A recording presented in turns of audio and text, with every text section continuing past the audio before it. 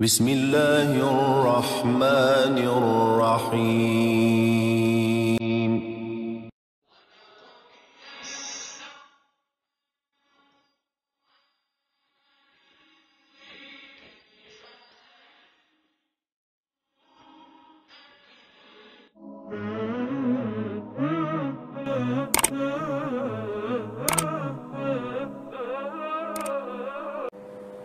الحمدللہ رب العالمین والصلاة والسلام علی رسولہ الکریم وبعد۔ آج دورہ ترجمہ و تفسیر قرآن رمضان المبارک سن 2020، اس میں اللہ کے فضل و کرم سے ایک انتہائی اہم سورہ مبارکہ پڑھنے جا رہے ہیں ہم۔ وہ سورت ہے سورۃ الاحزاب۔ سورۃ الاحزاب چونکہ اس کی ابتدا میں ہی اللہ ذوالجلال والاکرام نے دوسرے رکوع میں غزوہ احزاب کا ذکر کیا ہے، اس مناسبت سے اس سورت کا نام ہے سورۃ الاحزاب۔ بڑی ہی اہمیت کی حامل سورہ مبارکہ ہے۔ سن 5 ہجری کے آخر میں غزوہ احزاب کے زمانے میں یہ سورت نازل ہوئی، اور یہ وقت رسول اللہ صلی اللہ علیہ وآلہ وسلم اور مسلمانوں کے لیے بڑا ہی مشکل اور کٹھن تھا، بڑا آزمائش کا یہ وقت تھا، کیونکہ قریش، غطفان، حذیل اور پورے عرب کے مشرکین مل کر اسلام کو مٹانے کی آخری کوشش کر رہے تھے، اور اس کے لیے وہ 10,000 کا لشکر لے کر مدینہ منورہ پر حملہ آور ہوئے۔ اس حملے کے نتیجے کے اندر انہیں ہوئی تو شکست ہی، کیونکہ اس میں انہیں کوئی کامیابی نہ ہو سکی، لیکن کئی قسم کے دشمن بھی کھل کر سامنے آ گئے، کیونکہ مدینہ کے یہود اور منافقین ان کی مدد کر رہے تھے، اور مسلمانوں کو اب پتہ چل گیا کہ یہ جو ہمارے ساتھ رہنے والے منافق ہیں یہ در حقیقت ہمارے نہیں ہیں، ان کا تعلق بھی ایسے اہم مواقع پر کافروں کے ساتھ ہوتا ہے۔ اس زمانے میں نبی اکرم صلی اللہ علیہ وآلہ وسلم کو زمانہ جاہلیت کی کچھ ایسی رسوم کو توڑنے کا حکم ہوا جو اس وقت تمام لوگوں کے ہاں مسلمہ تھیں۔ مثلا بیوی کو ماں کہہ دیا جائے تو اسے ماں ہی کی طرح حرام سمجھنا، منہ بولے بیٹے کو حقیقی بیٹے کا مقام دے کر وارث بنانا، اس کی بیوی کے ساتھ بہو کی طرح نکاح حرام سمجھنا وغیرہ۔ اس طرح کے بہت سارے معاملات تھے کہ جن میں اللہ ذوالجلال والاکرام نے ترمیم فرمائی اور ہدایات دیں، اور ان جاہلی رسموں کو اور چلی آ رہی روایات کو نبی اکرم صلی اللہ علیہ وآلہ وسلم پر وحی نازل کر کے یا اسی طرح آپ سے عمل کروا کے اللہ تعالیٰ نے ان کو ختم کروا دیا۔ اعوذ باللہ من الشیطان الرجیم، بسم اللہ الرحمن الرحیم۔ یا ایہا النبی اتق اللہ ولا تطع الکافرین والمنافقین، اے نبی کریم صلی اللہ علیہ وسلم اللہ سے ڈرتے رہیے اور کافروں اور منافقوں کی بات نہ مانیے۔ اس سورہ مبارکہ میں اللہ تعالیٰ نے یا ایہا النبیوں کے خطاب سے رسول اللہ صلی اللہ علیہ وسلم کی تکریم اور عزت فرمائی ہے، اور اس صورت میں آپ کو 5 دفعہ یا ایہا النبیوں کہہ کر اللہ نے مخاطب کیا ہے۔ اس سے اندازہ ہوتا ہے کہ اس صورت میں رسول اللہ صلی اللہ علیہ وسلم کے ذاتی معاملات کا خاص طور پر ذکر ہے، جس میں امت کی تعلیم مقصود ہے۔ تو سب سے پہلی بات، اللہ سبحانہ و تعالیٰ سے ڈرتے رہیے اور کافروں اور منافقوں کی بات نہ مانیے، یقیناً اللہ ہمیشہ سے سب کچھ جاننے والا، بڑی حکمت والا ہے، اور اسی کی پیروی کریے جو آپ کے رب کی جانب سے آپ کی طرف وحی کی جا رہی ہے، یعنی آپ نے وحی پر چلنا ہے جو اللہ کی طرف سے آپ کی طرف کی جا رہی ہے۔ یقیناً اللہ اس سے جو تم کر رہے ہو ہمیشہ پوری طرح باخبر ہے، لوگوں کے اعمال سے اللہ تعالیٰ باخبر ہے، اور آپ اللہ پر بھروسہ اور توکل رکھیے، اور اللہ سبحانہ و تعالیٰ بطور وکیل بہت کافی ہے۔ اللہ نے کسی آدمی کے لیے اس کے سینے میں 2 دل نہیں بنائے، اور نہ اس نے تمہاری ان بیویوں کو جن سے تم زہار کرتے ہو تمہاری مائیں بنایا ہے۔ زہار کے تفصیلی حکم احکام سورۃ المجادلہ کی پہلی آیت کے ضمن میں آئیں گے، اور وہاں پر اللہ تعالیٰ نے مزید حکم احکام بھی ارشاد فرمائے پارہ نمبر 28 کے پہلے رکوع میں۔ یہاں صرف اتنی بات بتا دی کہ جن اپنی بیویوں سے تم زہار کر بیٹھتے ہو، زہار کا مطلب ہے اپنی بیوی کو یوں کہنا کہ تیری پیٹھ میرے لیے ایسے ہی ہے جیسے میری ماں کی پیٹھ ہے، یعنی تو میری ماں کی طرح ہے۔ تو اللہ ذوالجلال والاکرام نے فرمایا اور نہ اس نے تمہاری ان بیویوں کو جن سے تم زہار کرتے ہو تمہاری مائیں بنایا ہے، اور نہ تمہارے منہ بولے بیٹوں کو تمہارے بیٹے بنایا ہے، یہ تمہارا اپنے منہوں سے کہنا ہے، اور اللہ سچ کہتا ہے اور وہی سیدھا راستہ دکھاتا ہے۔ تو یہ بطور تمہید اللہ ذوالجلال والاکرام نے بات ارشاد فرمائی کہ اللہ تعالیٰ نے کسی آدمی کے سینے میں دو دل نہیں رکھے کہ ایک میں ایمان ہو اور ایک میں کفر۔ سینے میں دل ایک ہی ہے، وہ یا مومن کا ہوگا یا منافق یا کافر کا، یعنی اس میں ایمان ہوگا یا منافقت ہوگی یا کفر ہوگا۔ اسی طرح ہر شخص کی ماں ایک ہی ہے جس کے پیٹ میں سے وہ پیدا ہوا ہے، یہ نہیں ہو سکتا کہ اس کے بعد کسی کو ماں کہہ دینے سے وہ اس کی ماں بن جائے۔ اسی طرح نہ تمہارے اپنی بیویوں کو ماں کی طرح حرام کہنے سے وہ ماں بن جاتی ہیں، اور ہر شخص کا باپ بھی ایک ہی ہے، یہ نہیں ہو سکتا کہ پہلے تو اس کا باپ ایک تھا پھر کسی نے اس کو بیٹا کہہ دیا تو وہ اس کا باپ بن گیا۔ اللہ نے فرما دیا یہ صرف تمہارے منہوں کی باتیں ہیں، اللہ تعالیٰ ان میں سے کسی بات کو نہیں مانتا، وہ تو وہی بات کہتا ہے جو حقیقت اور سچ ہے، اور وہ اصل سیدھے راستے کی طرف ہی رہنمائی کرتا ہے۔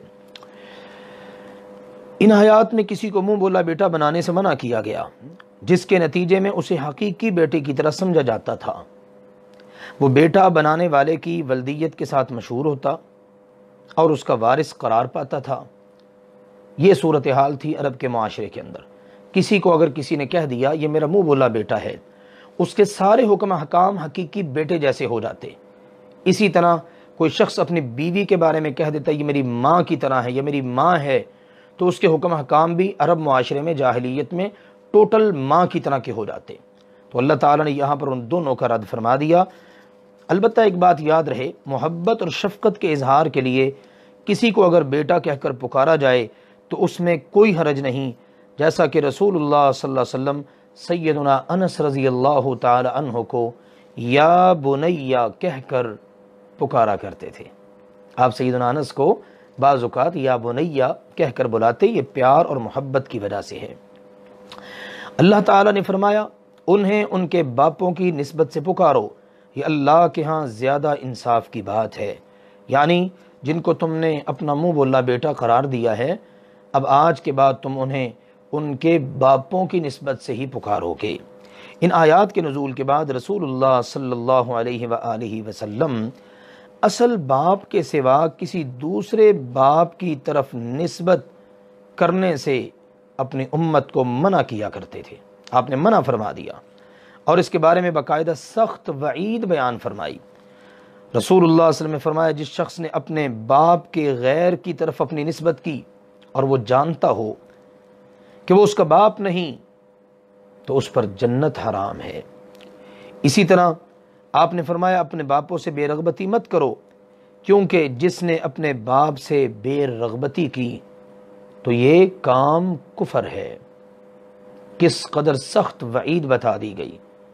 کفر ہے اپنے باپ سے بے رغبتی کرنا، اپنے باپ کے علاوہ کسی اور کی طرف اپنے آپ کو منسوب کرنا، ایسے شخص پر جنت حرام ہو جاتی ہے۔ اسی طرح رسول اللہ صلی اللہ علیہ وسلم نے فرمایا سب سے بڑے بہتانوں میں سے یہ بات ہے کہ آدمی اپنی نسبت اپنے باپ کے علاوہ کسی اور کی طرف کرے۔ اللہ ذوالجلال والاکرام نے فرمایا پھر اگر تم ان کے باپ نہ جانو، زمانہ جاہلیت تھا، بعض لوگ بکتے بکاتے بیچارے آ جاتے، پتہ ہی نہ ہوتا کہ اس کا باپ کون ہے، تو فرمایا وہ دین میں تمہارے بھائی اور تمہارے دوست ہیں۔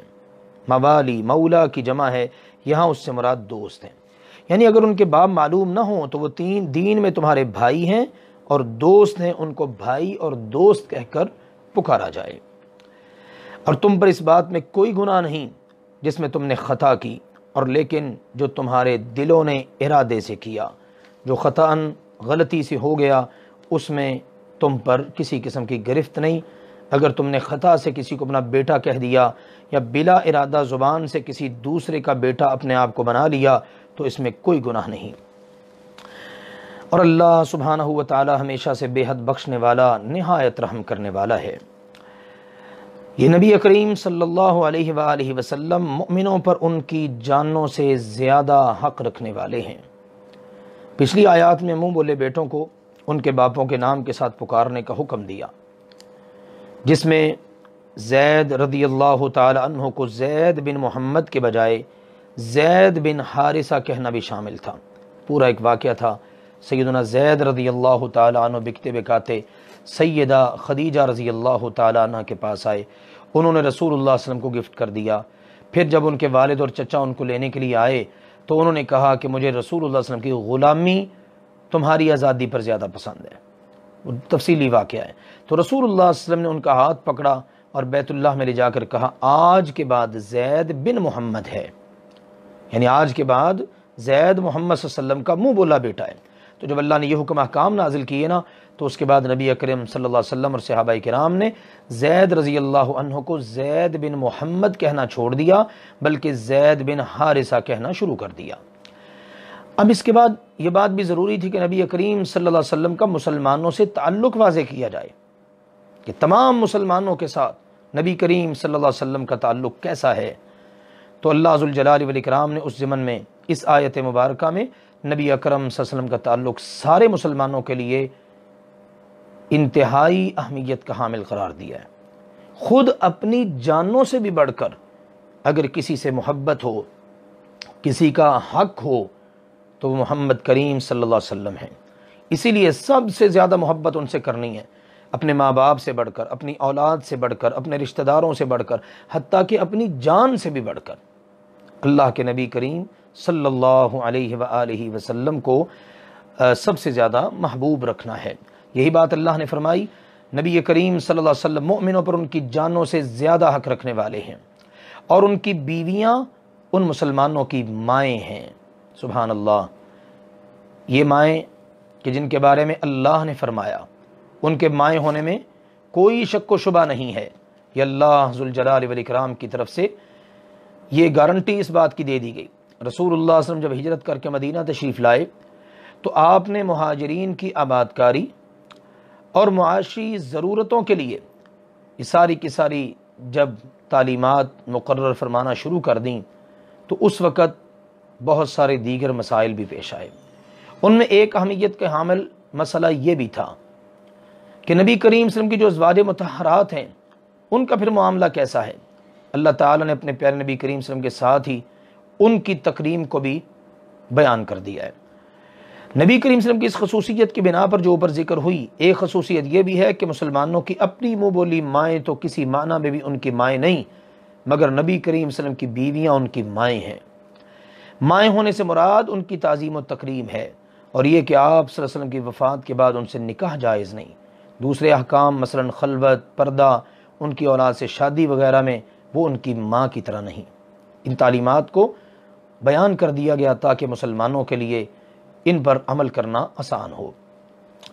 فرمایا اور رشتہ دار اللہ کی کتاب میں ان کا بعض پر دوسرے ایمان والوں اور ہجرت کرنے والوں سے زیادہ حق رکھنے والا ہے، مگر یہ کہ تم اپنے دوستوں سے کوئی نیکی کرو۔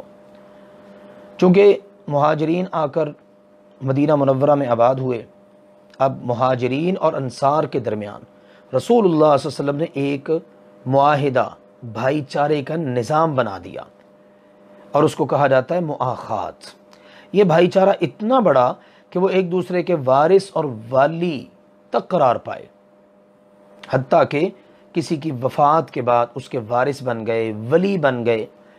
فوت ہونے پر مہاجر کی میراث رشتہ داروں کے بجائے اس کے انصاری بھائی کو ملتی، اور انصاری کی میراث اس کے مہاجر بھائی کو ملتی۔ تو سورہ احزاب کی اس آیت میں اس کے منسوخ ہونے کا اللہ نے آرڈر جاری فرما دیا۔ یہاں پر ذکر کرنے کی مناسبت یہ ہے کہ منہ کے ساتھ کہنے سے نہ کوئی ماں بنتی ہے، نہ بیٹا، نہ ہی بھائی، اس لیے اب وراثت کے زیادہ حقدار رشتے کے بھائی ہیں، نہ کہ حلیف ہونے یا عقد مؤاخات کی وجہ سے بننے والے بھائی، یعنی منہ بولے بھائی یا مؤاخات کی وجہ سے بننے والے بھائی وہ نہیں ہوں گے، بلکہ جو حقیقی رشتہ دار ہیں، جو خونی رشتہ دار ہیں، جن کے حصے اللہ نے مقرر کیے ہیں، وارث وہ بنیں گے۔ ایک بات کی اللہ تعالیٰ نے اجازت دے دی کہ اگر اپنے مومن یا مہاجر بھائیوں کے ساتھ میراث کے سوا کوئی نیکی کرو تو درست ہے، مثلا انہیں گفٹ دے دو، ہدیہ دے دو، یا ان کے لیے ثلث تک، 1/3 تک کی وصیت کر جاؤ، تو اس کی اجازت ہے۔ اللہ تعالیٰ نے فرمایا یہ حکم کتاب میں ہمیشہ سے لکھا ہوا ہے، یعنی لوح محفوظ میں درج ہے۔ اور جب ہم نے تمام نبیوں سے ان کا پختہ عہد لیا، تمام نبیوں سے پختہ عہد لیا، جاہلی معاشرے میں منہ بولے بیٹوں کی ان کے باپ کی طرف نسبت کرنے کے حکم، پھر آپ صلی اللہ علیہ وسلم کے متبنہ زید رضی اللہ عنہ کی طلاق کہ اس کی بیوی سے نکاح کے حکم پر عمل نہایت مشکل تھا، کیونکہ متبنہ کا مسئلہ ان کے دینی عقیدے کی شکل اختیار کر چکا تھا۔ ان کے ہاں منہ بولے بیٹے کی بیوی سے نکاح کرنا بالکل حرام سمجھا جاتا تھا، اور یہ چیزیں وہاں پر واضح طور پر ان کے ہاں رواج پا چکی تھیں۔ پھر زینب رضی اللہ عنہ سے نکاح میں طرح طرح کی باتوں کا اندیشہ بھی تھا، اس لیے اللہ ذوالجلال والاکرام نے نبی کریم صلی اللہ علیہ وسلم کو اس عہد کی طرف توجہ دلائی جو اس نے تمام انبیاء سے اور خود رسول اللہ صلی اللہ علیہ وسلم سے لیا، جس میں ان پر یہ فریضہ عائد کیا کہ وہ ہر حال میں احکام پر عمل کرنے میں اور انہیں لوگوں تک پہنچانے میں کوئی تنگی محسوس نہیں کریں گے۔ تو اللہ ذوالجلال والاکرام نے یہاں پر خاص طور پر ذکر کر دیا، اور پھر خاص طور پر اللہ تعالیٰ نے 5 اولو العزم پیغمبروں کا ذکر کیا۔ تو فرمایا جب ہم نے تمام نبیوں سے ان کا پختہ عہد لیا، اور آپ سے بھی، اور نوح اور ابراہیم اور موسیٰ اور عیسیٰ ابن مریم علیہم السلام سے بھی، اور ہم نے ان سے بہت پختہ عہد لیا، یعنی تمام انبیاء سے عہد لینے کے بعد 5 پیغمبروں کا نام لے کر عہد لینے کی اللہ تعالیٰ نے وضاحت اور صراحت فرما دی، تاکہ وہ سچوں سے ان کے سچ کے بارے میں سوال کرے، اور اس نے کافروں کے لیے دردناک عذاب تیار کیا ہے۔ یعنی یہ اس عہد کو لیے جانے کی اللہ تعالیٰ نے علت اور سبب بیان کر دیا ہے کہ قیامت کے دن پیغمبروں سے سوال کرے گا کہ کیا تم نے قوم کو میرا پیغام پہنچایا؟ پھر قوم نے تمہیں کیا جواب دیا؟ دعوت کا نتیجہ کیا ہوا؟ یہ اللہ ذوالجلال والاکرام کی طرف سے سچوں سے سوال، اور پھر جن لوگوں نے نہ مانا، کفر کی راہ کو اختیار کیا، ان کے لیے پھر اللہ تعالیٰ نے دردناک عذاب تیار کیا ہے۔ فرمایا اللہ تعالیٰ نے یا ایھا الذین آمنوا اذکروا نعمت اللہ علیکم، اے ایمان والو اپنے اوپر اللہ کی نعمت کو یاد کرو، اللہ کی نعمت کو یاد کرو جو تمہارے اوپر ہے، کہ جب تم پر کئی لشکر چڑھ آئے، ہر طرف سے لشکر، مکہ کی طرف سے بھی، اور آگے آ رہا ہے اوپر والے علاقے سے، نیچے والے علاقے سے، اندر سے بھی دشمن، باہر سے بھی دشمن، تو مسلمانوں جو تم پر کئی لشکر چڑھ آئے، یہ غزوہ خندق کا ذکر ہے، اس کو غزوہ احزاب بھی کہا جاتا ہے۔ اس کا مختصر ذکر یہ ہے کہ سن 4 ہجری میں نبی کریم صلی اللہ علیہ وآلہ وسلم نے مدینہ کے یہودی قبیلہ بنو نذیر کو مدینہ منورہ سے جلا وطن کر دیا، تو اس کے سرکردہ لوگ اب اکٹھے ہو کر مکہ چلے گئے اور سرداران قریش سے ملاقات کی، اور انہیں نبی کریم صلی اللہ علیہ وسلم اور مسلمانوں کے خلاف بھڑکایا، اور ان کو یاد دلایا دیکھو تمہارے ساتھ بھی بہت برا ہوا ہے، اب ہمارے ساتھ تو جو ہونا تھا ہو ہی گیا ہے، ہماری تو جناب انہوں نے بالکل وہاں سے تختی صاف کر دی اور وہاں سے ہمیں نکال دیا ہے، سب کچھ اس پر قبضہ کر لیا ہے، اور ان سے وعدہ کیا کہ اگر تم مدینہ پر حملہ کرو نا تو ہم تمہارا ساتھ دیں گے۔ یہودیوں نے مکہ والوں سے کہا اگر تم حملہ کرو تو ہم بھی تمہارے ساتھ دیں گے اور ہر طریقے سے تمہاری مدد کریں گے۔ جب قریش نے آمادگی کا اظہار کیا، اب وہ نجد کے قبائل غطفان اور حذیل وغیرہ کے پاس چلے گئے اور انہیں بھی مدینہ پر حملے کے لیے اکسایا اور ہر ممکن طریقے سے امداد کرنے کا وعدہ کیا، چنانچہ وہ بھی آمادہ ہو گئے۔ اب آپ اندازہ کریں، مکہ کے قریش بھی، یہودی بھی، اور یہ غطفان، حذیل اور ان کے حلیف قبائل بھی، یہ سارے کے سارے۔ چنانچہ سن 5 ہجری میں ایک طرف ابو سفیان کی سرکردگی میں قریش اور ان کے حلیف قبائل کا لشکر، اور دوسری طرف غطفان، حذیل اور ان کے حلیف قبائل کا لشکر عیینہ بن حصن کی سرکردگی میں مدینہ پر حملہ کرنے کے لیے پہنچ گئے۔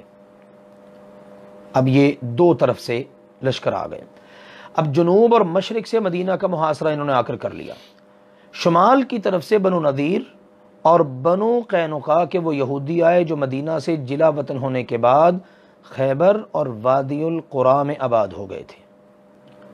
تو مجموعی طور پر ان سب کی تعداد 10,000 تھی۔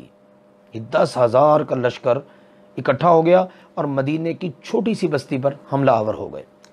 نبی کریم صلی اللہ علیہ وسلم نے حالات کا اندازہ کیا، مشورہ کیا۔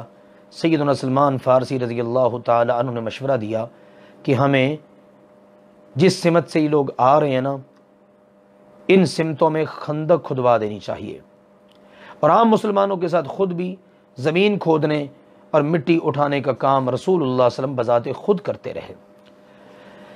اب پیچھے سے یعنی مغرب کی سمت میں قبیلہ بنو قریظہ کے یہودی آباد تھے جو مسلمانوں کے حلیف تھے، اس لیے مسلمان ان کی طرف سے بے فکر تھے، بلکہ انہوں نے اپنے بال بچے ان گڑیوں میں بھیج دیے تھے جو ان کی جانب تھیں، یعنی ان سائڈوں پر یا ان مکانات میں یا ان نشیبی علاقوں میں۔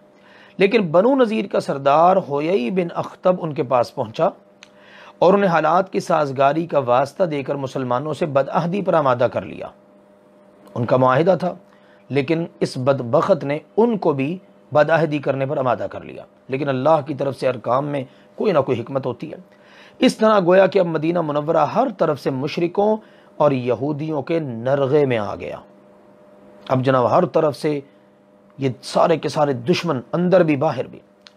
تو اللہ تعالیٰ نے ان آیات مبارکہ کے اندر انہی نازک حالات کی طرف اشارہ فرماتے ہوئے مسلمانوں پر اپنے انعامات اور احسانات یاد دلائی۔ اندازہ کر لیجئے کہ جب ہر طرف سے دشمن ہی دشمن، باہر سے بھی تینوں اطراف سے، اور جو پیچھے سے ایک سمت خالی ہے اس طرف سے جو اندر والے دشمن ہیں جن کے ساتھ معاہدہ تھا، اب وہ سرگرم ہیں، پھر منافقین الگ سے سرگرم ہیں، تو کیا صورتحال بن سکتی ہے؟ بہرحال وہ صورت بنی جس کا ذکر آگے آ رہا ہے۔ مسلمانوں کی حالت انتہائی زیادہ پریشانی پر مشتمل تھی، لیکن اللہ تعالیٰ نے کیسے کیسے مدد فرمائی، سبحان اللہ، یہ اللہ ہی کے کام ہے۔ فرمایا اللہ تعالیٰ نے تو ہم نے ان پر آندھی بھیج دی، سب سے پہلی اللہ کی طرف سے مدد، سبحان اللہ سبحان اللہ۔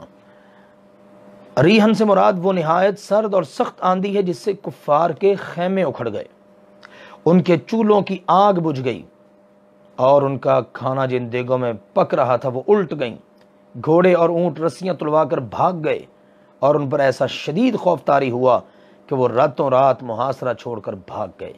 رسول اللہ صلی اللہ علیہ وسلم نے بھی فرمایا میری مدد صبا یعنی مشرق سے آنے والی ہوا کے ساتھ کی گئی، اور عاد کو مغرب سے آنے والی ہوا کے ساتھ ہلاک کیا گیا۔ یہ اللہ تعالیٰ کی قدرت ہے، اللہ نے اپنے پیارے نبی کریم صلی اللہ علیہ وسلم کی مدد صبا یعنی مشرق سے آنے والی ہوا کے ذریعے اللہ نے کی۔ تو اللہ نے سب سے پہلے یہ لشکر بھیجا۔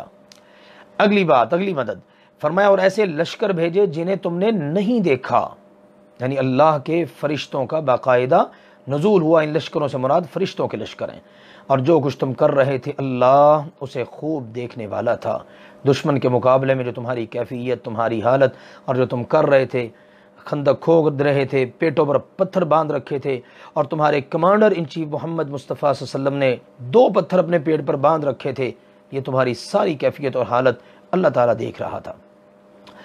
جب وہ تم پر تمہارے اوپر سے اور تمہارے نیچے سے آ گئے، یعنی دشمن ہر طرف سے، اوپر سے مراد مدینے کا بالائی حصہ یعنی مشرقی جانب ہے، اس طرف سے عیینہ بن حصن کی قیادت میں قبیلہ غطفان، عوف بن مالک کی قیادت میں قبیلہ حوازن، اور طلیحہ بن خویلد اسدی کی قیادت میں نجد کے قبائل آئے، اور ان کے ساتھ بنو نذیر کے یہودی بھی مل گئے۔ نیچے کی جانب سے مراد مدینے کا مغربی حصہ ہے، اس طرف سے ابو سفیان بن حرب کی قیادت میں کفار مکہ اور کچھ دوسرے لوگ آئے، اور عین حالت جنگ میں بنو قریظہ نے بھی اسی طرف سے صلح توڑ دی اور دشمن کے ساتھ مل گئے۔ تو گویا کہ مسلمان ہر طرف سے بالکل درمیان میں آ گئے، اور اگر اللہ سبحانہ و تعالیٰ کی یوں بر وقت مدد نہ آتی، کس طرح اللہ نے مدد کی، تو نہ جانے مسلمانوں کی پھر کیا حالت اور کیفیت ہوتی۔ یہی وجہ ہے کہ اللہ نے فرمایا اور جب آنکھیں پھر گئیں، یعنی آنکھیں چندیا گئیں، یہ حالت اور کیفیت جیسے بندہ آنکھیں اٹھائی رکھ جاتا ہے، یہ صورتحال۔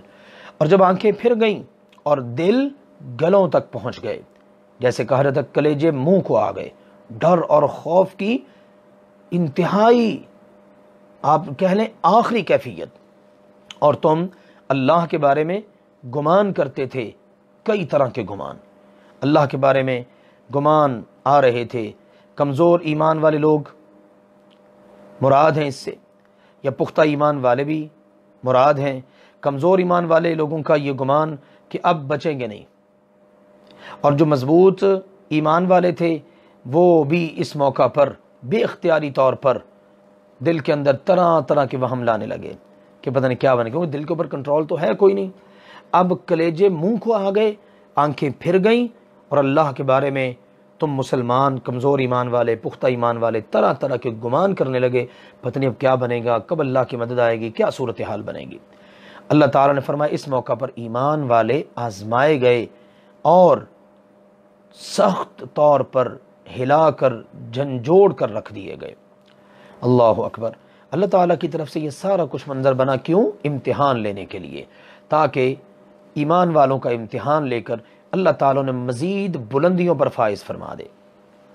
اور جب منافق لوگ اور وہ لوگ جن کے دلوں میں کچھ بیماری ہے، اللہ اکبر، یا ایھا الذین آمنوا اذکروا سے لے کر آیت نمبر 27 تک کی آیات غزوہ احزاب اور غزوہ بنو قریظہ کے بعد نازل ہوئیں۔ ان میں دونوں جنگوں کا تذکرہ ہوا ہے۔ پچھلی آیت تک ایمان والوں کے خوف، آزمائش اور سخت جھنجھوڑے جانے کا ذکر ہوا ہے، ٹھیک ہے نا۔ پچھلی جو آیات گزری ہیں، ایمان والوں کا جو اللہ کی طرف سے امتحان ہوا اس کا ذکر ہوا ہے کہ کتنے شدید قسم کے امتحان سے گزرے اور جھنجھوڑ کر ہلا کر رکھ دیے گئے۔ اب اللہ ذوالجلال والاکرام نے منافقوں کا ذکر کیا۔ اس دوران منافقین کے رویے، ان کی منافقانہ چالوں اور باتوں کا ذکر ہوا، اور وہ لوگ مراد ہیں منافقین سے جو پکے منافق تھے، جیسے عبداللہ بن ابی اور اس کے ساتھی۔ اور یہ جو الذین فی قلوبہم مرض، اس سے مراد وہ لوگ ہیں جو ابھی نفاق میں پختہ نہیں ہوئے تھے، بلکہ ان کے دلوں میں شک و شبہ اور نفاق کی کچھ بیماری تھی، پکے منافق نہیں تھے۔ تو اللہ نے فرمایا پکے منافق اور جن کے دلوں میں کچھ بیماری تھی شک شبے کی، وہ کہنے لگے کہ اللہ اور اس کے رسول نے ہم سے محض دھوکہ دینے کے لیے وعدہ کیا تھا۔ جنگ خندق کے دوران رسول اللہ صلی اللہ علیہ وسلم نے صحابہ کرام کو کئی بشارتیں دی تھیں۔ پھر جب مدینہ کو کفار نے ہر طرف سے گھیر لیا اور یہودیوں کی عہد شکنی بھی سامنے آ گئی، تو اب منافقین کو اس قسم کی باتیں کرنے کا معاذ اللہ موقع مل گیا کہ کہاں پر جناب کیسر و کسریٰ کو شکست دینے کی باتیں ہو رہی ہیں، اور خزانوں کی باتیں ہو رہی ہیں، اور فتح کی باتیں ہو رہی ہیں، اور اس وقت ہماری حالت یہ ہے کہ ہم جناب رات کے وقت بول و براز پیشاب کے لیے باہر بھی نہیں جا سکتے، اتنا خوف طاری ہے، اور وعدے ہم سے کیا کیے جا رہے ہیں، اور معاذ اللہ کتنی خوفناک بات کی۔ اللہ اور اس کے رسول نے جتنے ہم سے وعدے کیے وہ سب دھوکے کے وعدے۔ اللہ نے فرمایا اور جب ان میں سے ایک گروہ نے کہا اے یثرب والو، یثرب مدینہ منورہ کا نام تھا، رسول اللہ صلی اللہ علیہ وسلم کی تشریف آوری سے نام پڑ گیا مدینۃ النبی، اور اختصار کے ساتھ اس کو کہا جانے لگا مدینہ۔ بہرحال کہنے لگا یثرب والو، تمہارے لیے ٹھہرنے کی کوئی صورت نہیں، بس واپس پلٹ چلو۔ اور ان میں سے ایک گروہ نبی کریم صلی اللہ علیہ وسلم سے اجازت مانگ رہا تھا، کہہ رہے تھے ہمارے گھر تو غیر محفوظ ہیں، جناب گھر غیر محفوظ ہیں، ادھر سے یہودیوں کا خطرہ ہے، ہمارے بچے ہیں، ہماری عورتیں ہیں۔ اللہ نے فرمایا حالانکہ وہ کسی طرح غیر محفوظ نہیں تھے، بلکہ محفوظ تھے ان کے گھر۔ ان کو کیا چاہیے تھا؟ ان کو وہاں سے بھاگنا تھا، لہٰذا وہ بھاگنے کے سوا کچھ نہیں چاہتے تھے، راہ فرار اختیار کرنا چاہ رہے تھے جہاد فی سبیل اللہ سے۔ یہ ہوتا ہے منافقوں کا حال۔ اور اگر اس شہر میں ان پر اس کے کناروں سے داخل ہوا جاتا، پھر ان سے فتنہ برپا کرنے کا سوال کیا جاتا، تو یقیناً وہ اسے عمل میں لے آتے اور اس میں دیر نہ کرتے مگر تھوڑی۔ یعنی اگر دشمن ان پر داخل ہو جاتا مختلف سمتوں سے، اور پھر اندر داخل ہو کر شہر مدینہ منورہ میں، اب وہ دشمن کہتا ہاں بھئی دو ہمارا ساتھ مسلمانوں کے خلاف، تو یہ ذرا بھی نہ چوکتے ظالم۔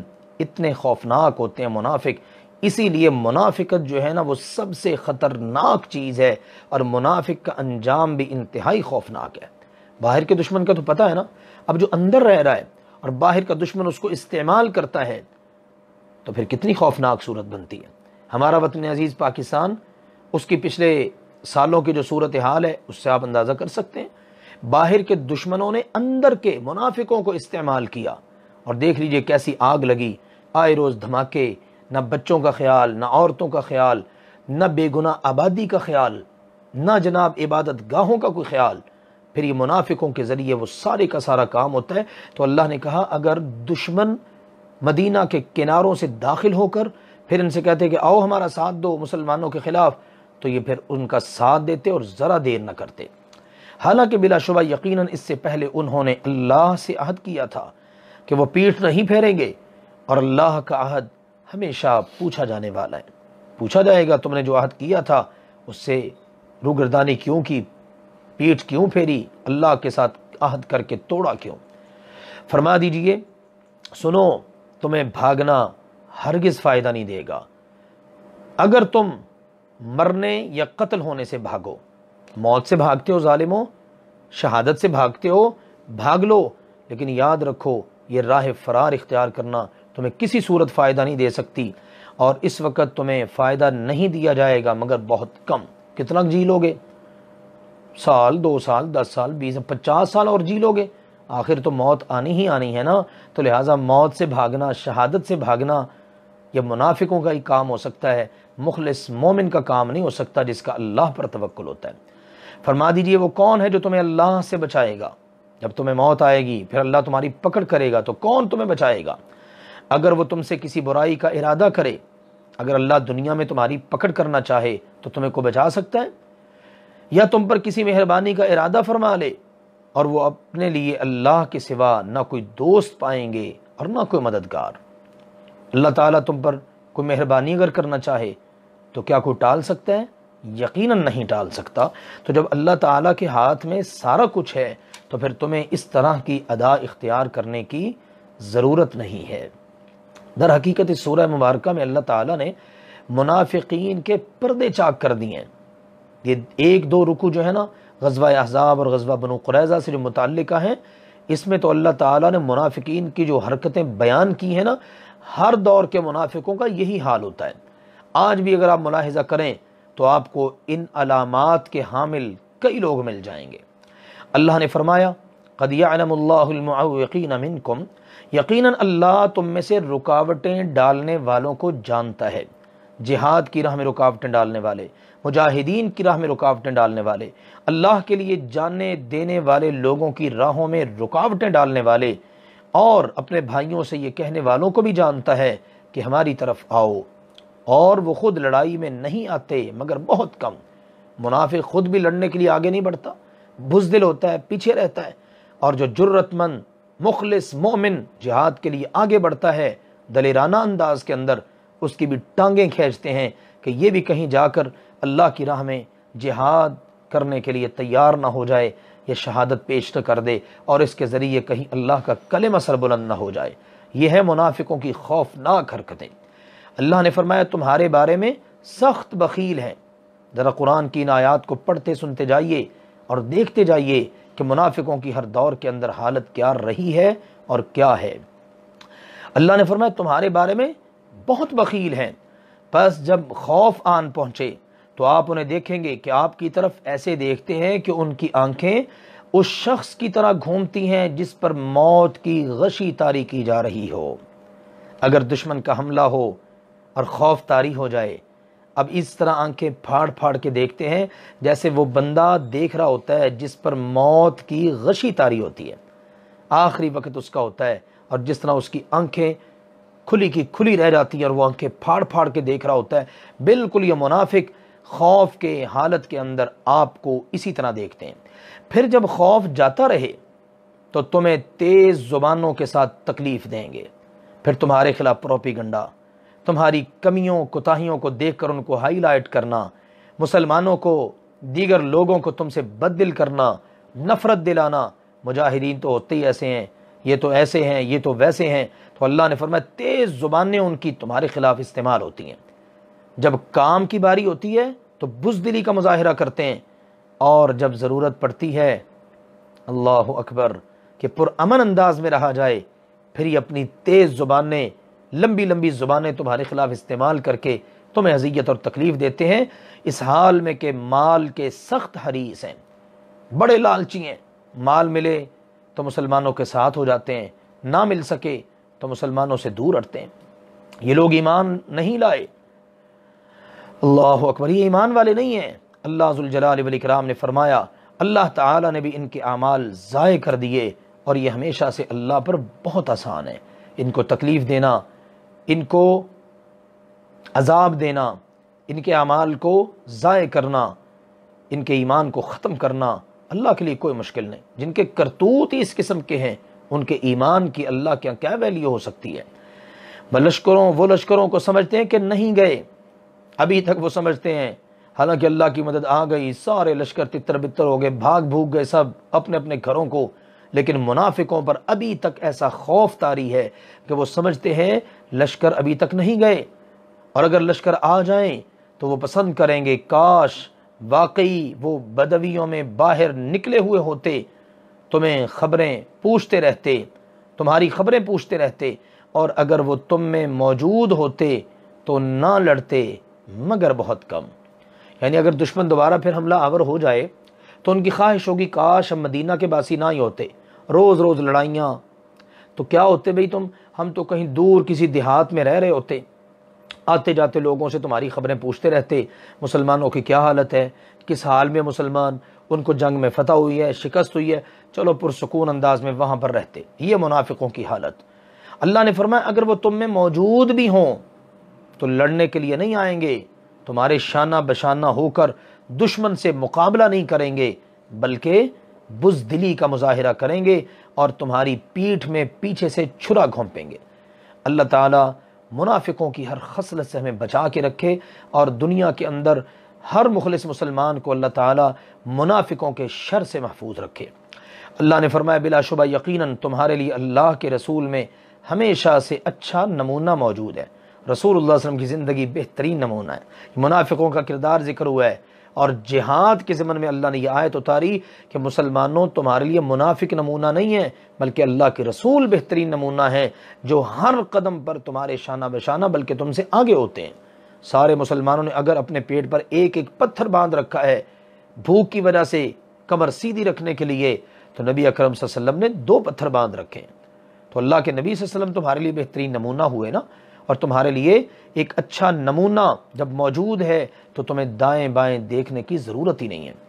اس کے لیے جو اللہ اور یوم آخرت کی امید رکھتا ہو، اللہ پر، یوم آخرت پر ایمان رکھتا ہو، اور اللہ تعالیٰ کو بہت زیادہ یاد کرتا ہو۔ یہ نمونہ تو سب کے لیے، لیکن نمونہ سمجھے گا کون، اس نمونے کے مطابق چلے گا کون؟ جس کا اللہ پر اور یوم آخرت پر ایمان ہوگا، اور جو اللہ کو بہت زیادہ یاد کرتا ہوگا۔ اور جب مومنوں نے لشکروں کو دیکھا، اب پھر مومنوں کا تذکرہ ہو رہا ہے، اللہ اکبر، غزوہ احزاب کے اندر بڑے شاندار واقعات پیش آئے۔ اللہ نے فرمایا جب مومنوں نے لشکروں کو دیکھا تو انہوں نے کہا یہ وہی ہے جس کا اللہ اور اس کے رسول نے ہم سے وعدہ کیا تھا۔ اللہ اور اس کے رسول نے بتا دیا تھا کہ جس وقت تم اللہ اکبر اللہ کے دین کا ساتھ دو گے نا، تو دشمن ہر طرف سے تم پر چڑھ دوڑے گا، اور آہستہ آہستہ اللہ تعالیٰ تمہیں اس مقام پر لے جائے گا کہ دنیا تمہارے قدموں میں ہوگی، فتوحات تمہاری ہوں گی۔ یہ نظر آ رہا ہے، اور یہ وعدہ اللہ اور اس کے رسول کا تھا، اور سچا تھا اللہ اور اس کے رسول کا وعدہ۔ دشمن ہر طرف سے آ چکے ہیں اور ہم گھر چکے ہیں۔ رسول اللہ صلی اللہ علیہ وسلم نے پہلے بھی چونکہ مدینہ کے باسیوں سے کہا تھا کہ جب میں آؤں گا تو پھر تمہیں بہت ساری چیزوں کا سامنا کرنا پڑے گا، کفار کے لشکروں کی کثرت تعداد، محاصرے کی سختی، سردی، بھوک کی شدت، بنو قریظہ کی عہد شکنی، یہ سارے کے سارے حالات انتہائی سنگینی کی طرف جا رہے تھے، اور اس سب کے باوجود رسول اللہ صلی اللہ علیہ وسلم ان کو اللہ کی نصرت کے وعدے دے رہے تھے کہ اللہ کی مدد آئے گی۔ یوں مسلمانوں کا ایمان مزید پختہ ہوتا چلا گیا۔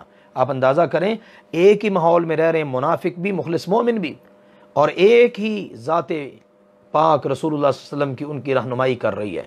لیکن اثر دونوں پر مختلف قسم کا ہو رہا ہے۔ اب مومنوں کی کیا حالت ہے؟ یہ ساری باتیں سن کر کہہ رہے ہیں اللہ رسول کے وعدے بالکل سچے ہیں، یہ وہی ہے، ہم اپنی آنکھوں سے دیکھ رہے ہیں جو اللہ رسول نے وعدہ کیا تھا، اور اللہ اور اس کے رسول نے جو وعدہ کیا وہ بالکل سچا وعدہ کیا، اور وہ باتیں پوری ہو گئیں، دشمن چڑھ دوڑا ہے۔ اللہ تعالی نے فرمایا اور اس چیز نے ان کو ایمان اور فرما برداری میں اور زیادہ کر دیا، ایمان میں اور فرما برداری میں اور بڑھ گئے، اللہ کے رسول صلی اللہ علیہ وسلم کی اطاعت میں اور زیادہ پکے ہو گئے، پھر اس کے نتیجے میں اللہ ذوالجلال والاکرام نے ان کو کامیابیوں کامرانیوں سے نوازا۔ فرمایا مومنوں میں سے کچھ مرد ایسے ہیں جنہوں نے وہ بات سچ کہی جس پر انہوں نے اللہ سے عہد کیا، پھر ان میں سے کوئی تو وہ ہے جو اپنی نظر پوری کر چکا، اور کوئی وہ ہے جو انتظار کر رہا ہے، اور انہوں نے کچھ بھی نہیں بدلا۔ مومنوں کی کیفیت اور حالت اللہ تعالیٰ نے ذکر کی۔ اللہ تعالیٰ سے عہد کیا، اللہ ذوالجلال والاکرام کی بارگاہ میں معاہدہ کیا کہ اللہ اگر کبھی موقع بنا تیرے دین کی سربلندی کے لیے لڑنے کا تو ہم بالکل پیچھے نہیں ہٹیں گے۔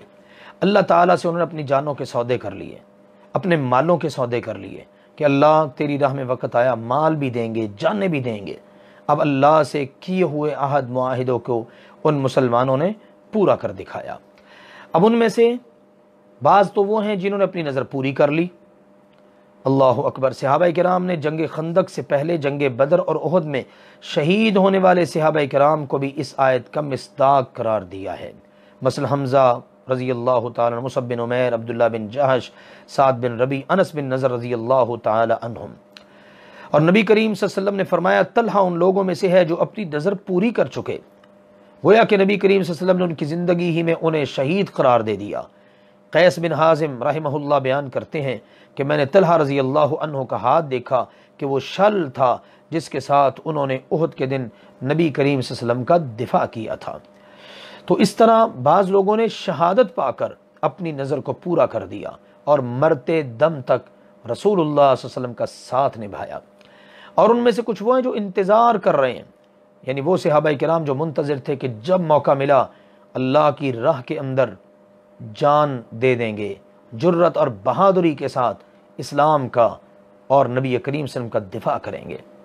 اور اللہ نے فرمایا ان میں کچھ تبدیلی پیدا نہیں ہوئی، یعنی انہوں نے اپنے عہد کو توڑا نہیں، اپنے عہد کو یاد رکھا ہے اور اس پر استقامت کے ساتھ کھڑے ہیں اور ڈٹے ہوئے ہیں، سبحان اللہ، تاکہ اللہ سبحانہ و تعالی سچوں کو ان کے سچ کا بدلہ عطا فرمائے اور منافقوں کو عذاب دے اگر چاہے، یا پھر ان کی توبہ قبول فرما لے۔ بے شک اللہ سبحانہ و تعالی ہمیشہ سے بہت بخشنے والا، بے انتہا رحم فرمانے والا ہے۔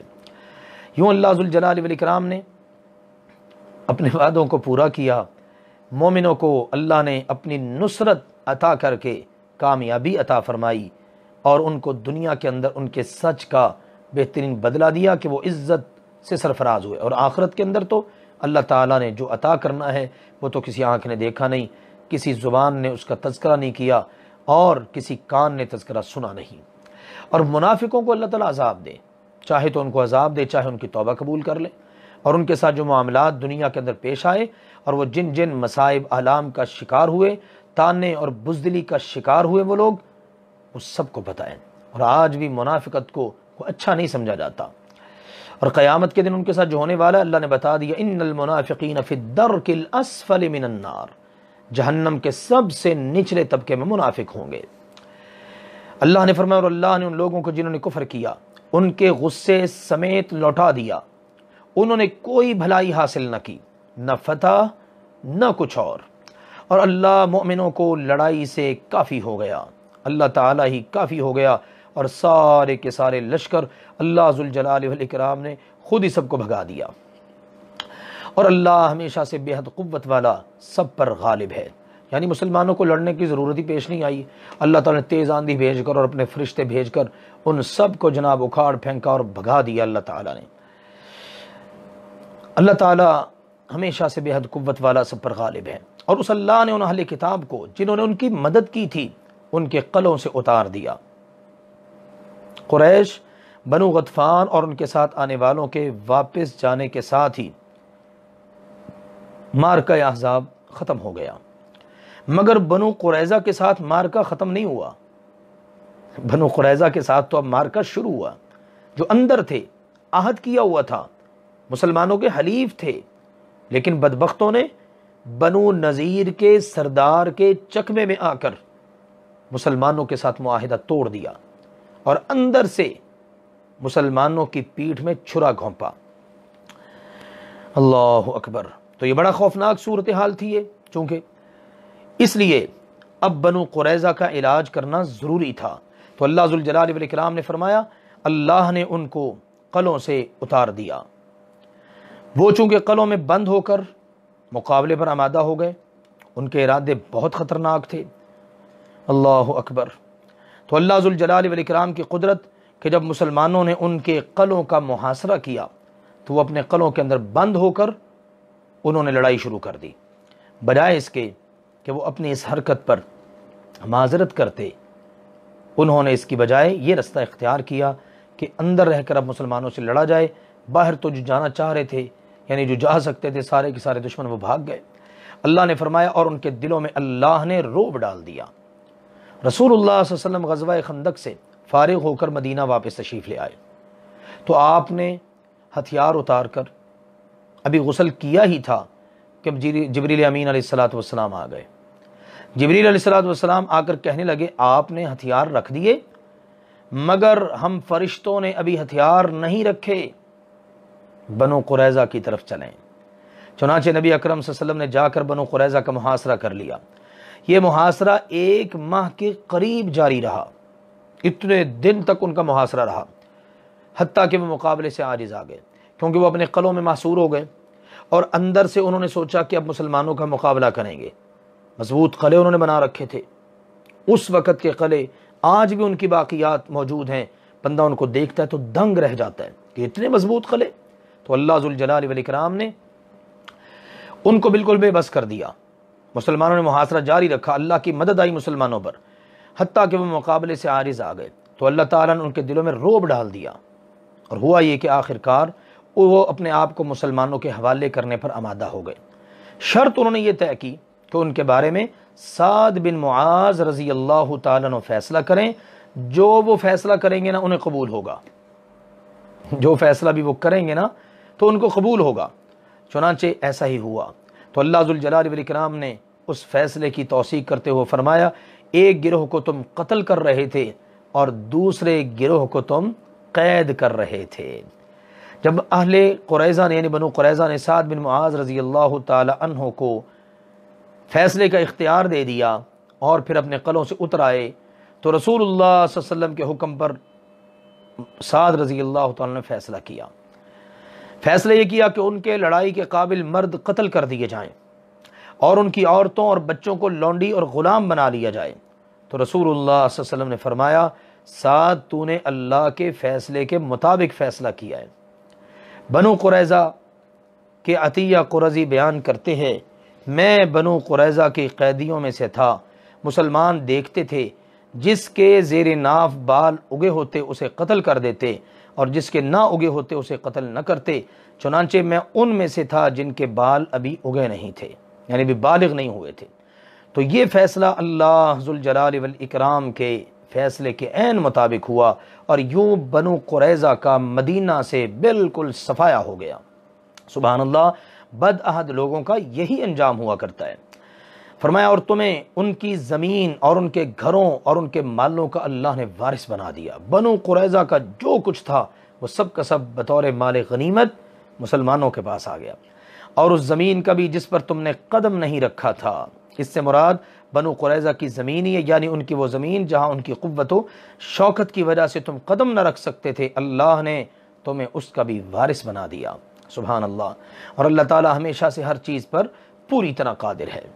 یہاں تک غزوہ بنو قریظہ کا مختصراً ذکر اللہ نے مکمل فرما دیا۔ فرمایا اللہ تعالیٰ نے یا ایھا النبی قل لازواجک، اے نبی کریم صلی اللہ علیہ وسلم اپنی بیویوں سے فرما دیجئے اگر تم دنیا کی زندگی اور اس کی زینت کا ارادہ رکھتی ہو تو آؤ میں تمہیں کچھ سامان دے دوں اور تمہیں رخصت کر دوں اور اچھے طریقے سے رخصت کروں، یعنی تمہیں دنیا کا مال و متاع دے کر بہت اچھے سے تمہیں میں رخصت کر دیتا ہوں۔ رسول اللہ صلی اللہ علیہ وآلہ وسلم سے اللہ ذوالجلال والاکرام نے ان کی ازواج مطہرات کے سامنے یہ آپشن رکھوا دی کہ اپنے لیے دو چیزوں میں سے ایک چیز پسند کر لو. پہلی یہ کہ اگر تم دنیا کی زندگی، اس کی زیب و زینت اور آرائش کو پسند کرتی ہو تو آؤ جو چاہیے لے لو، اور جو تمہیں مطلوب ہے وہ لے کر اپنے گھروں کو چلی جاؤ. تو آؤ میں تمہیں کچھ سامان دے دیتا ہوں جس کا طلاق دیتے وقت اپنی حیثیت کے مطابق دینے کا حکم ہے، اور اسے متع طلاق کہتے ہیں، یعنی طلاق کا مال و متاع سامان دے کر. اور تمہیں اچھے طریقے سے چھوڑ دیتا ہوں، یعنی کوئی تان و تشنیع کیے بغیر یا کوئی تکلیف دیے بغیر طلاق دے کر آزاد کر دیتا ہوں. نبی کریم صلی اللہ علیہ وسلم ہمیشہ دنیا پر آخرت کو ترجیح دیتے اور مال غنیمت میں سے خمس کا اختیار رکھنے کے باوجود سب کچھ ضرورت مندوں پر خرچ کر دیتے. نتیجہ اس کا گھر میں تنگی اور ترشی کے ساتھ گزارا تھا. سیدنا عبداللہ بن عباس رضی اللہ عنہ فرماتے ہیں رسول اللہ صلی اللہ علیہ وسلم کئی راتیں خالی پیٹ گزار دیتے اور آپ صلی اللہ علیہ وسلم کے گھر والوں کو شام کا کھانا نہیں ملتا تھا، اور رسول اللہ صلی اللہ علیہ وسلم اس سب پر پھر بھی بڑے خوش تھے، اور اللہ تعالیٰ سے جب بھی مانگتے تو کہتے اللہم اجعل رزق آل محمد قوتا، اے اللہ آل محمد کا رزق گزارے کے برابر کر دے. اب ایسی حالت کے اندر ایک فطرت ہی ہے عورتوں کی کہ انہیں مال و متاع کی ضرورت ہوتی ہے. ظاہر زندگی کا یہ معیار جو رسول اللہ صلی اللہ علیہ وسلم کا تھا وہ تو نہایت صبر آزما تھا نا. اب جب بنو قریظہ کے ساتھ اس شاندار فتح کے بعد، یعنی ان کے ساتھ جب جنگ ہوئی تو اللہ نے ان پر مسلمانوں کو فتح دی، تو اموال کی مدینہ میں کثرت ہو گئی اور باہر سے بھی جناب فتوحات، اور پھر ان کے نتیجے میں مدینہ منورہ میں مال و دولت کی ریل پیل. تو ازواج مطہرات نے بھی دیگر انصار اور مہاجرین کی عورتوں کی طرح اللہ کے نبی سے تقاضا کر دیا کہ انصاریوں کی عورتوں کے پاس، مہاجروں کی عورتوں کے پاس اتنا اتنا مال ہے، تو ان کو دیکھ کر ہماری بھی خواہش ہے کہ آپ ہمیں بھی مال دیں. تو جب بیویوں کے اصرار پر نبی کریم صلی اللہ علیہ وآلہ وسلم اپنے زہد اور قناعت کی وجہ سے ان کو کچھ دینے کے لیے آپ آمادہ نہیں تھے، تو انہوں نے جب اصرار کیا نا تو آپ کو اس کا سخت غم اور صدمہ ہوا. تو آپ نے قسم کھا لی کہ میں 1 ماہ تک تمہارے پاس نہیں آؤں گا. اسے ایلا کہتے ہیں، جس کا ذکر سورۃ البقرہ آیت نمبر 226 اور 27 میں گزر چکا ہے. 226 اور 227 نمبر آیت میں گزر چکا ہے. تو پھر آپ صلی اللہ علیہ وسلم پر یہ آیات نازل ہوئیں. اللہ تعالیٰ نے یہ آیات اس موقع پر نازل فرما دیں کہ اپنی ازواج مطہرات کو یہ بتا دیں، یہ مال و دولت دیکھ کر یہ آپ سے مطالبات کر رہی ہیں، اور آپ کی طبیعت ایسی ہے کہ دنیا سے بالکل بے رغبتی، اور آپ نہیں چاہتے کہ آپ کے گھر میں دنیا کا مال و متاع ہو، تو لہٰذا آپ اپنی ازواج مطہرات کو بلائیں اور ان کو یہ کہیں. سیدہ عائشہ رضی اللہ تعالیٰ بیان کرتی ہیں پھر اللہ تعالیٰ نے اختیار دینے کی آیت نازل فرمائی تو سب بیویوں سے پہلے رسول اللہ صلی اللہ علیہ وسلم نے مجھ سے پوچھا، فرمایا میں تم سے ایک بات کہنے لگا ہوں، کوئی حرج نہیں کہ اس کے جواب میں جلدی نہ کرو اور اپنے والدین سے مشورہ کر لو. عائشہ رضی اللہ تعالیٰ عنہ نے کہا میں خوب جانتی تھی کہ میرے ماں باپ مجھے آپ صلی اللہ علیہ وسلم سے جدا ہونے کی رائے کبھی نہیں دیں گے. پھر آپ صلی اللہ علیہ وسلم نے فرمایا، اللہ تعالیٰ نے فرمایا یا ایھا النبی قل لازواجک، یہ آیت مبارکہ آیت نمبر 28 اور 29. تو جب آپ نے یہ سنائی نا، اللہ کا یہ پیغام مجھے پہنچایا، تو کہتی میں نے کہا کیا میں اس کے متعلق اپنے والدین سے مشورہ کروں گی؟ میں تو اللہ اور اس کے رسول کو اور آخرت کے گھر کو چاہتی ہوں. پھر نبی کریم صلی اللہ علیہ وسلم نے اپنی باقی بیویوں کو بھی اختیار دیا، انہوں نے بھی وہی بات کہی جو عائشہ رضی اللہ تعالی عنہا نے کہی تھی. جناب اکرمہ کہتے ہیں کہ اس وقت نبی کریم صلی اللہ علیہ وسلم کے نکاح میں 9 بیویاں تھیں، 9 ازواج تھیں نبی کریم صلی اللہ علیہ وسلم کے نکاح میں اس وقت جب یہ آیات اتریں. 5 قریش سے تھیں، عائشہ، حفصہ، ام حبیبہ، سودا اور ام سلمہ، اور بنو نذیر سے صفیہ بنت حیی، بنو ہلال سے میمونہ بنت حارث، بنو اسد سے زینب بنت جہش، اور بنو المستلق سے جویریہ بنت الحارث. عائشہ رضی اللہ عنہ فرماتی ہیں ہمیں رسول اللہ صلی اللہ علیہ وسلم نے اختیار دیا، ہم نے اللہ اور اس کے رسول کو پسند کیا تو آپ نے اسے ہم پر کچھ شمار نہیں کیا. اس سے معلوم ہوا اختیار دینے کے بعد بیوی خامد کے پاس رہنا پسند کرے تو اس سے کسی قسم کی طلاق واقع نہیں ہوتی. یعنی بیوی نے اگر پسند کر لیا کہ میں نے تو جی آپ کے پاس ہی رہنا ہے تو اس سے طلاق واقع نہیں ہوتی. تو اللہ ذوالجلال والاکرام کی طرف سے یہ ساری ہدایات اور تعلیمات، تو ان کو یہ پیغام دے دیا گیا اور ساتھ کہا گیا اور اگر تم اللہ اور اس کے رسول اور آخری گھر کا ارادہ رکھتی ہو تو بے شک اللہ نے تم میں سے نیکی کرنے والیوں کے لیے بہت بڑا اجر تیار کر رکھا ہے. تم نیکی کرنے والیاں ہو تو تمہارے لیے اجر اللہ تعالیٰ کی طرف سے بہت بڑا ہے. مفسر آلوسی کا کہنا ہے کہ جب ازواج مطہرات کو اختیار دیا گیا اور انہوں نے اللہ اور اس کے رسول کو اور دار آخرت کو پسند کر لیا تو اللہ تعالیٰ نے اس پر ان کی تعریف فرما دی. اور پھر بعد میں اللہ تعالیٰ نے یہ حکم نازل کر دیا کہ پیغمبر جی لا یحل لک النساء من بعد ولا ان تبدل بهن من ازواج ولو اعجبک حسنهن. اب آپ کے لیے اس کے بعد اور عورتیں حلال نہیں اور نہ یہ کہ آپ ان کے بدلے کوئی اور بیویاں لے کر آئیں اگرچہ آپ کو اس کا حسن کتنا ہی اچھا کیوں نہ لگے. لہٰذا دیگر ازواج کو لانے کی اللہ تعالیٰ نے اب پابندی لگا دی. یہ اتنا بڑا انعام اللہ ذوالجلال والاکرام نے ان کی نیکی کا ان کو دیا. فرمایا نبی کریم صلی اللہ علیہ وسلم کی بیویوں تم میں سے جو کھلی بے حیائی عمل میں لائے گی اس کے لیے عذاب دگنا بڑھا دیا جائے گا. الفاحشہ کا لفظ زنا کے لیے آیا ہے قرآن مجید میں، جبکہ فاحشۃ نکرہ سے مراد کوئی بھی گناہ ہو سکتا ہے. یہاں پر چونکہ نکرہ آیا ہے تو لہٰذا اس سے مراد فحش کلامی، بدخلقی، ایذا رسانی یا کوئی بھی اعلانیہ گناہ. تو اگر تم نے ایسا کیا تو سن لو اللہ تعالیٰ کی طرف سے تمہیں بتایا جا رہا ہے کہ تمہیں عذاب دگنا یعنی دگنی سزا دی جائے گی. جیسے تمہارے لیے ثواب کئی گنا زیادہ ہے نا، اسی طرح تمہاری کوتاہی پر تمہارے لیے سزا بھی کئی گنا زیادہ ہے. اور اللہ سبحانہ و تعالیٰ پر یہ بات انتہائی آسان ہے. اور تم میں سے جو اللہ اور اس کے رسول کی فرما برداری کرے گی اور نیک عمل کرے گی اسے ہم اس کا اجر 2 بار دیں گے. اجر بھی ڈبل ملے گا، زیادہ ملے گا. اور ہم نے اس کے لیے باعزت رزق تیار کر رکھا ہے، جنتوں میں داخلہ اور وہاں پر باعزت رزق. اے نبی کریم صلی اللہ علیہ وسلم کی بیویوں تم عورتوں میں سے کسی ایک جیسی نہیں ہو، کائنات میں تمہاری جیسی کوئی عورت نہیں، تمہارا مقام سب سے بلند ہے. جیسے نبی کریم صلی اللہ علیہ وسلم کا مقام ساری کائنات میں سب سے اونچا ہے، اسی طرح اللہ کے نبی صلی اللہ علیہ وسلم کی بیویوں کا مقام کائنات کی ساری عورتوں میں سب سے اونچا ہے. فرمایا شرط یہ ہے کہ تم تقوی اختیار کرو، اور جب تم تقوی اختیار کرو تو بات کرنے میں نرمی نہ کرو کہ جس کے دل میں بیماری ہے وہ کوئی امید لگا بیٹھے، طمع کر بیٹھے. اللہ تعالیٰ نے ازواج مطہرات رضوان اللہ علیہن اجمعین ان کے مرتبے کے لحاظ سے، مقام کے لحاظ سے ان کو ہدایات ارشاد فرمائی. اب کہا اگر تم تقوی اختیار کرو نا تو یہ بات کرنے میں بھی تم نے نرمی نہیں کرنی، کیونکہ زبان کی نرمی کی وجہ سے دل کا بیمار بندہ کوئی امید لگا بیٹھے گا تم سے. لہٰذا تمہارا گھرانہ سب سے مقدس ہے، تمہاری حفاظت اللہ کو سب سے زیادہ عزیز ہے. جب بھی تمہارے پاس کوئی آئے بات اس سے تم اچھی کرو، لیکن لہجہ اس کے اندر نرمی نہیں ہونی چاہیے. سخت لہجے میں، کرخت لہجے کے اندر تمہیں بات کرنا ہوگی تاکہ دل کا بیمار شخص تم سے کوئی امید نہ لگا بیٹھے. ہاں، اور وہ بات کہو جو اچھی ہو، بات تم نے عمدہ کرنی ہے. اس سے اندازہ ہو سکتا ہے کہ جہاں پر اللہ ذوالجلال والاکرام نے مسلم عورتوں کے لیے پردے کا اہتمام کرنے کا حکم دیا ہے، وہیں پر اس بات کی بھی تلقین ہے کہ وہ غیر محرم مردوں سے بات کرتے وقت اپنے لہجے کو سخت کر لیں اور اس کے اندر کسی قسم کی ملائمت نہ ہو.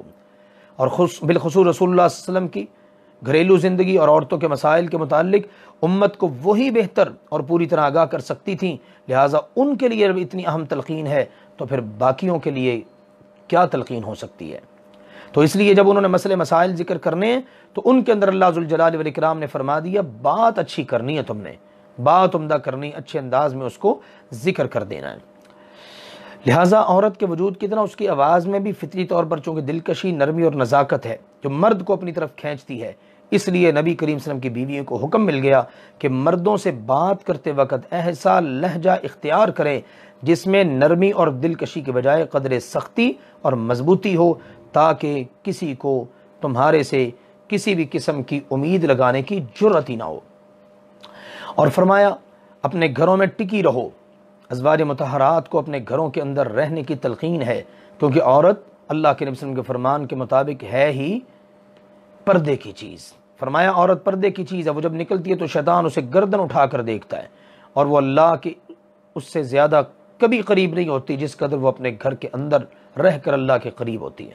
جتنا عورت اپنے گھر کے اندر ہے محفوظ بھی ہے، اللہ کے قریب بھی ہے، گھر سے باہر نکلے گی اللہ سے دور ہوتی چلی جائے گی۔ اس لیے سلامتی اسی کے اندر ہے کہ عورتیں اپنے گھروں کے اندر ٹک کر رہیں، اور پہلی جاہلیت کی زینت ظاہر کرنے کی طرح زینت ظاہر نہ کرو۔ جس طرح زمانہ جاہلیت میں عورتیں اپنی زینت کو ظاہر کرتی تھیں، اب اللہ تعالیٰ کی طرف سے پابندی لگ گئی کہ تم نے اس طرح اپنی زینت کو ظاہر نہیں کرنا۔ تبرج کا معنی ہے عورت کا غیر محرم مردوں کے سامنے اپنی اس زینت کا اظہار کرنا جسے چھپانا واجب ہے۔ اسلام سے پہلے جاہلیت کے دور میں عورتیں جس طرح بن سنور کر اور زینت لگا کر مردوں کے سامنے آتی تھیں، اللہ تعالیٰ نے ان آیات میں ازواج مطہرات کو اس سے منع فرما دیا ہے۔ نبی کریم صلی اللہ علیہ وسلم کا فرمان ہے، تم عورتوں کو اجازت دے دی گئی ہے کہ اپنی حاجت کے لیے باہر نکل سکتی ہو، یعنی عورتوں نے بوقت ضرورت اپنے گھر سے نکلنا ہے، لیکن مکمل طور پر اپنے آپ کو ڈھانپ کر باپردہ ہو کر ضرورت کے وقت عورت گھر سے نکل سکتی ہے، لیکن اس میں پردے کی پابندی اور ان شرعی تعلیمات کی پابندی ازحد ضروری ہے۔ اور فرمایا نماز قائم کرتی رہو، زکوٰۃ دیتی رہو، اور اللہ اور اس کے رسول کا حکم مانو۔ اللہ تو یہی چاہتا ہے کہ تم سے گندگی دور رکھے، اے گھر والیو، اور تمہیں پاک کر دے، خوب پاک کرنا۔ اللہ تعالیٰ تمہیں ہر قسم کی باہر کی جو نجاستیں ہیں، گندگیاں ہیں، گندی نظریں ہیں، اللہ ان سے تم کو محفوظ رکھے۔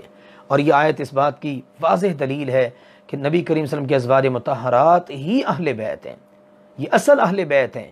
یہ آیت نمبر 33 ہے سورہ الاحزاب کی، اس سے اندازہ کیا جا سکتا ہے کہ اللہ کے نبی صلی اللہ علیہ وسلم کی ازواج وہی اصل اہل بیت ہیں۔ سیدنا علی، سیدہ فاطمہ، سیدنا حسن، سیدنا حسین رضی اللہ عنہم، ان کو تو نبی کریم صلی اللہ علیہ وسلم نے باقاعدہ دعا کر کے اہل بیت میں شامل کروایا ہے۔ نبی کریم صلی اللہ علیہ وسلم نے فرمایا تھا، اللہم ہؤلاء اہل بیتی، اے اللہ ان کو بھی میرے اہل بیت میں شامل فرما لے۔ اور پھر اہل بیت کو اذیت دینا، ان کے بارے میں تکلیف دہ باتیں کرنا، اللہ کے نبی صلی اللہ علیہ وسلم نے فرمایا یہ ایسے ہی ایسے مجھے تکلیف دینا ہے۔ تو لہٰذا اہل بیت کے بارے میں کسی کو بھی اپنی زبان پر کوئی غلط بات، منفی بات لانی نہیں چاہیے، بالخصوص ازواج مطہرات کے بارے میں۔ فرمایا اللہ تعالیٰ نے تمہارے گھروں میں اللہ کی جن آیات اور دانائی کی باتوں کی تلاوت کی جاتی ہے انہیں یاد کرو۔ اب تمہارے گھر میں قرآن اتر رہا ہے، قرآن کی تلاوت ہو رہی ہے، قرآن اور نبی صلی اللہ علیہ وسلم کے فرامین عالیہ ان کو تم یاد رکھو، ان سے نصیحت پکڑو، بے شک اللہ ہمیشہ سے نہایت باریک بین اور پوری طرح باخبر ہے۔ بے شک مسلمان مرد اور مسلمان عورتیں، اور مومن مرد اور مومن عورتیں، فرما بردار مرد اور فرما بردار عورتیں، سچے مرد اور سچی عورتیں، صبر کرنے والے مرد اور صبر کرنے والی عورتیں، اور عاجزی کرنے والے مرد اور عاجزی کرنے والی عورتیں، صدقہ کرنے والے مرد اور صدقہ کرنے والی عورتیں، روزہ رکھنے والے مرد اور روزہ رکھنے والی عورتیں، اور اپنی شرمگاہوں کی حفاظت کرنے والے مرد اور اپنی شرمگاہوں کی حفاظت کرنے والی عورتیں، اللہ کا بہت زیادہ ذکر کرنے والے مرد اور اللہ کا بہت ذکر کرنے والی عورتیں، ان کے لیے اللہ تعالیٰ نے مغفرت، بخشش اور بہت بڑا اجر تیار کر رکھا ہے۔ ام المومنین سیدہ ام سلمہ رضی اللہ تعالیٰ بیان کرتی ہیں کہ میں نے عرض کیا اللہ کے رسول صلی اللہ علیہ وسلم، قرآن میں جس طرح مردوں کا ذکر ہوتا ہے نا، ہم عورتوں کا ذکر نہیں ہوتا۔ سبحان اللہ، کیسی کیسی ان کی ادائیں تھیں، کیا ان کے احساسات تھے، احساسات کس شاندار انداز کے۔ عورتیں بھی پیچھے نہیں، ہمارا تذکرہ بھی جی ویسے ہونا چاہیے۔ تو فرماتی ہیں اچانک ایک دن میں نے ممبر پر نبی کریم صلی اللہ علیہ وسلم کی آواز سنی، میں نے دروازے کے قریب ہو کر کان لگایا تو آپ صلی اللہ علیہ وسلم فرما رہے تھے، اے لوگو اللہ تعالیٰ فرماتا ہے۔ پھر آپ نے پوری آیت مبارکہ آیت نمبر 35 تلاوت فرمائی۔ اللہ اکبر۔ تو اس سے اندازہ کیا جا سکتا ہے کہ اسلام اور ایمان اور پھر آخر تک ساری باتیں، ان صفات سے جو لوگ متصف ہیں، اللہ تعالیٰ کا ان سے کتنا بڑا وعدہ ہے۔ کبھی بھی کسی بھی مومن مرد اور کسی بھی مومنہ عورت کو یہ حق نہیں پہنچتا کہ جب اللہ اور اس کا رسول کسی معاملے میں فیصلہ کر دیں کہ ان کے لیے ان کے معاملے میں اختیار ہو، وہ اپنے معاملے میں بھی اپنا اختیار استعمال کرتے پھریں، اس بات کی ان کے لیے کوئی گنجائش نہیں ہے۔ نبی کریم صلی اللہ علیہ وسلم نے سیدہ بریرہ سے فرمایا تھا، کاش تو اس سے یعنی اپنے شوہر سے رجوع کر لیتی۔ تو اس نے کہا، یا رسول اللہ صلی اللہ علیہ وسلم کیا آپ مجھے حکم دے رہے ہیں؟ آپ صلی اللہ علیہ وسلم نے فرمایا، نہیں حکم نہیں، بلکہ میں تو سفارش کر رہا ہوں۔ تو انہوں نے کہا تھا مجھے اس کی کوئی ضرورت نہیں۔ تو اس فرمان کا کہ جب اللہ اور اس کا رسول کوئی فیصلہ کر دے، اس کا یہی مطلب ہے کہ مسلمان کو اپنا اختیار استعمال کرنے کی کسی صورت میں بھی گنجائش باقی نہیں رہتی۔ اور فرمایا جو کوئی اللہ اور اس کے رسول کی نافرمانی کرے سو یقیناً وہ گمراہ ہو گیا، واضح گمراہ ہونا، گمراہی اس کا مقدر بن گئی۔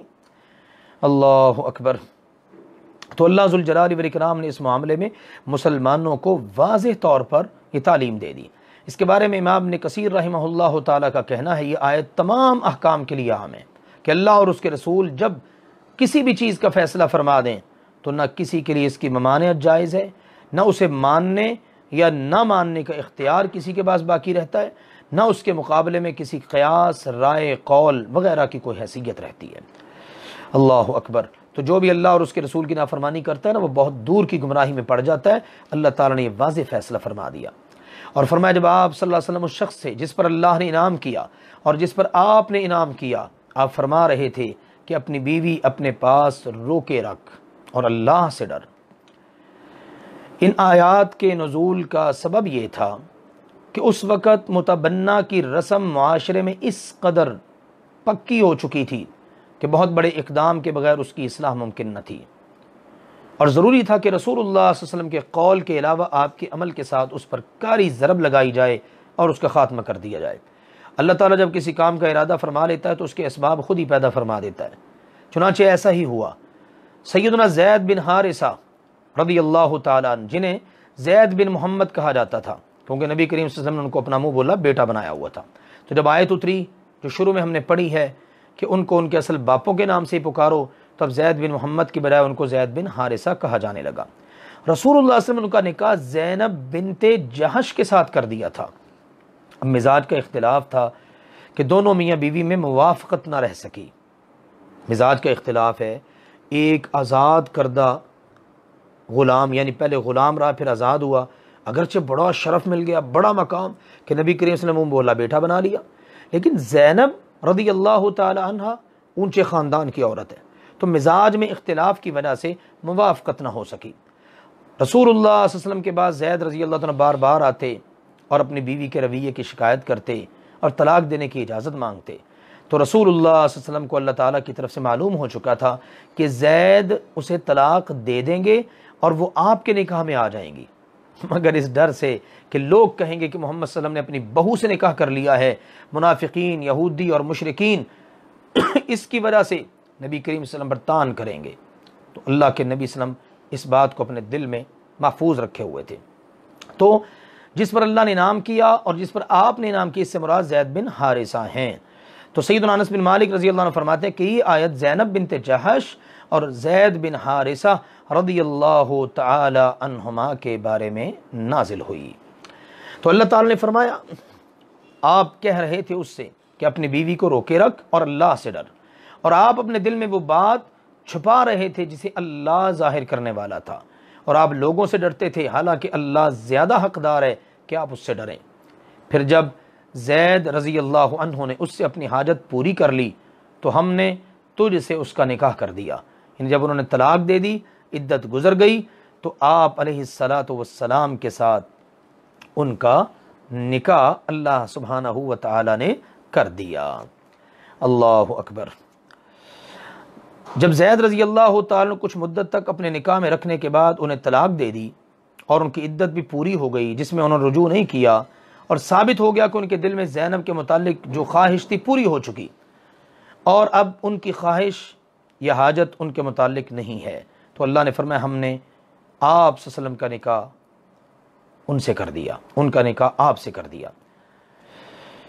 سیدنا انس رضی اللہ عنہ سے روایت ہے کہ جب رسول اللہ صلی اللہ علیہ وسلم نے زینب رضی اللہ عنہا کی طرف پیغام نکاح بھیجا تو انہوں نے کہا میں اس وقت تک کوئی کام نہیں کرتی جب تک اپنے رب سے مشورہ یعنی استخارہ نہ کر لوں۔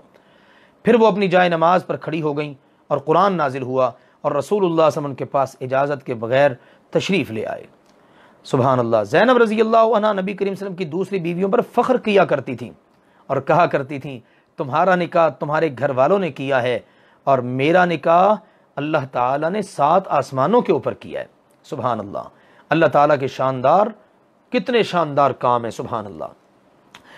اللہ تعالیٰ نے فرمایا یہ رسم اللہ تعالیٰ نے آپ سے آپ کے عمل کے ذریعے ختم کروائی. کیوں؟ تاکہ مومنوں پر اپنے منہ بولے بیٹوں کی بیویوں کے بارے میں کوئی تنگی نہ رہے جب وہ ان سے حاجت پوری کر چکیں. یعنی جب وہ ان کو طلاق دے کر فارغ کر دیں تو اب منہ بولے بیٹے کی بیوی کے ساتھ نکاح ہو سکتا ہے. اور اللہ کا حکم پورا کیا جانے والا تھا، اس نے پورا ہو کر رہنا تھا. نبی کریم صلی اللہ علیہ وسلم پر اس کام میں کبھی کوئی تنگی نہیں جو اللہ نے ان کے لیے فرض کر دیا.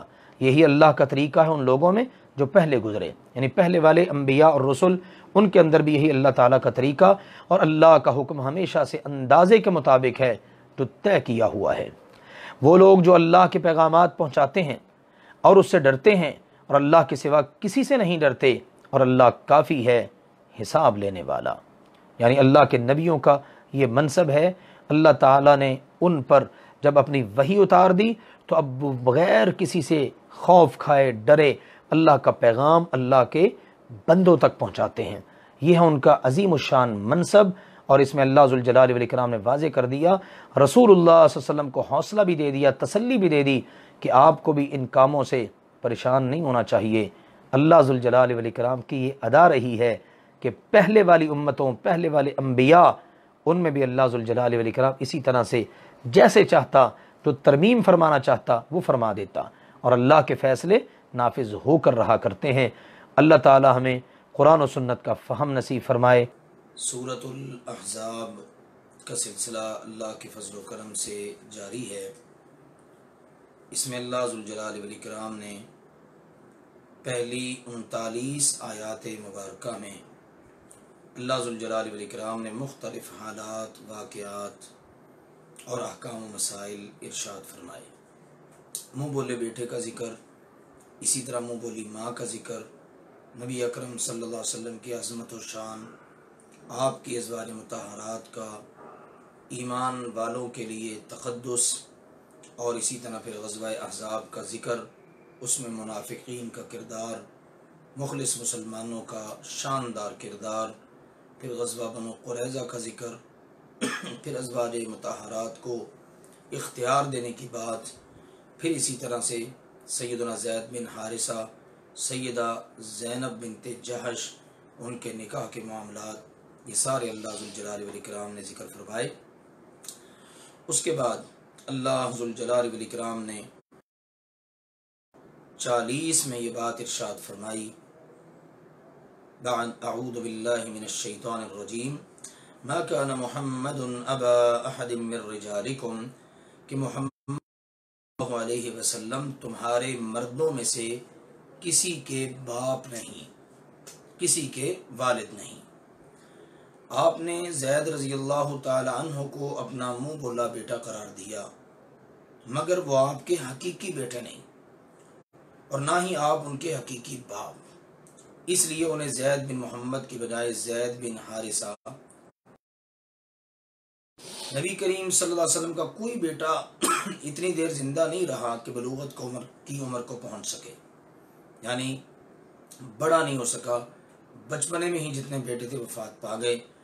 خدیجہ رضی اللہ تعالی عنہا سے آپ کے 3 بیٹے قاسم، طیب اور طاہر پیدا ہوئے، اور یہ سب بچپن میں ہی وفات پا گئے. سیدہ ماریہ قبطیہ سے ابراہیم پیدا ہوئے، وہ بھی دودھ پینے کی عمر میں ہی وفات پا گئے. اسی طرح آپ کی 4 بیٹیاں پیدا ہوئیں جو خدیجہ رضی اللہ تعالی عنہا سے ہی تھی، سیدہ زینب، سیدہ رقیہ، سیدہ ام کلثوم اور سیدہ فاطمہ رضی اللہ عنہن. ان میں سے پہلی 3 آپ کی زندگی میں ہی وفات پا گئی، اور سیدہ فاطمہ رضی اللہ تعالی عنہا نے آپ صلی اللہ علیہ وسلم کی وفات کا صدمہ دیکھا، اور وہ بھی آپ صلی اللہ علیہ وسلم کی وفات کے 6 ماہ بعد وفات پا گئی. یہ نبی اکرم صلی اللہ علیہ وآلہ وسلم کی اولاد کا تذکرہ ہے. تو اس میں اللہ تعالیٰ نے جو بات ارشاد فرمائی کہ تمہارے مردوں میں سے کسی ایک کے بھی والد نہیں ہیں، یعنی تمہارے جو بچے نبی کریم صلی اللہ علیہ وسلم کے پیدا ہوئے وہ سارے کے سارے بچپنے میں ہی وفات پا گئے. اور لیکن آپ اللہ کے رسول ہیں اور تمام نبیوں کو ختم کر دینے والے ہیں، یعنی ان کا خاتمہ اور ان کے بالکل آخر میں تشریف لانے والے ہیں۔ یہ اس بات کی واضح اور صریح دلیل ہے کہ آپ صلی اللہ علیہ وسلم کے بعد کوئی نبی نہیں۔ جب آپ کے بعد کوئی نبی نہیں تو رسول تو پھر بالاولیٰ نہیں، کیونکہ رسول خاص ہے اور نبی عام ہے۔ نبی کریم صلی اللہ علیہ وسلم نے خود فرمایا، جامع ترمذی میں حدیث ہے، لا تقوم الساعہ، قیامت قائم نہیں ہوگی حتیٰ کہ میری امت کے کچھ قبائل مشرکین سے جا ملیں گے اور میری امت میں 30 کذاب ہوں گے، جن میں سے ہر ایک دعویٰ کرے گا کہ وہ نبی ہے، حالانکہ میں خاتم النبیین ہوں، تمام نبیوں کے اینڈ پر، اختتام پر آنے والا، اور فرمایا لا نبی بعدی، اب میرے بعد کوئی نبی نہیں۔ اور بعض حدیث میں آپ نے فرما دیا، جب میرے بعد کوئی نبی نہیں تو میری امت کے بعد کوئی امت نہیں۔ فرمایا اللہ ذوالجلال والاکرام نے، اور اللہ تعالی ہمیشہ سے ہر چیز کو خوب جاننے والا ہے۔ فرمایا اے ایمان والو، اللہ تعالیٰ کو بہت زیادہ یاد کرو، اللہ تعالیٰ کا کثرت سے ذکر کیا کرو اور اس کی تسبیح کرو، پہلے پہر بھی اور پچھلے پہر بھی، یعنی صبح بھی اور شام بھی۔ وہی اللہ ہے جو تم پر صلات بھیجتا ہے۔ صلات کا معنی رحمت بھی ہے، ذکر خیر بھی اور دعا بھی۔ تو یہاں پر یہ سب معانی مراد ہیں کہ اللہ ذوالجلال والاکرام تم پر اپنی رحمتیں بھیجتا ہے، تمہارا ذکر خیر اپنے فرشتوں میں فرماتا ہے، اور جب اس کی نسبت بندوں کی طرف ہوگی تو اس سے مراد ہوگا دعا۔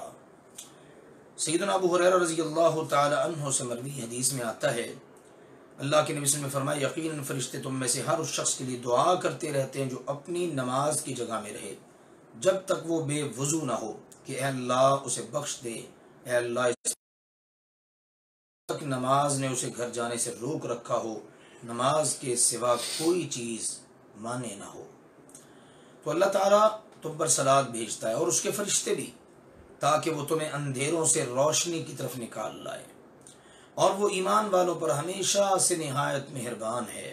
اللہ ذوالجلال والاکرام، ان کی دعا جس دن وہ اس اللہ سے ملیں گے سلام ہوگی، آپس میں ایک دوسرے کو سلام کریں گے، فرشتے ملیں گے وہ بھی سلام کہیں گے، حتیٰ کہ اللہ ذوالجلال والاکرام سے جب ملاقات ہوگی، سلام قولا من رب الرحیم، رب رحیم کی طرف سے بھی ان کو سلام ہی کہا جائے گا، اور اس اللہ نے ان کے لیے باعزت اجر تیار کر رکھا ہے۔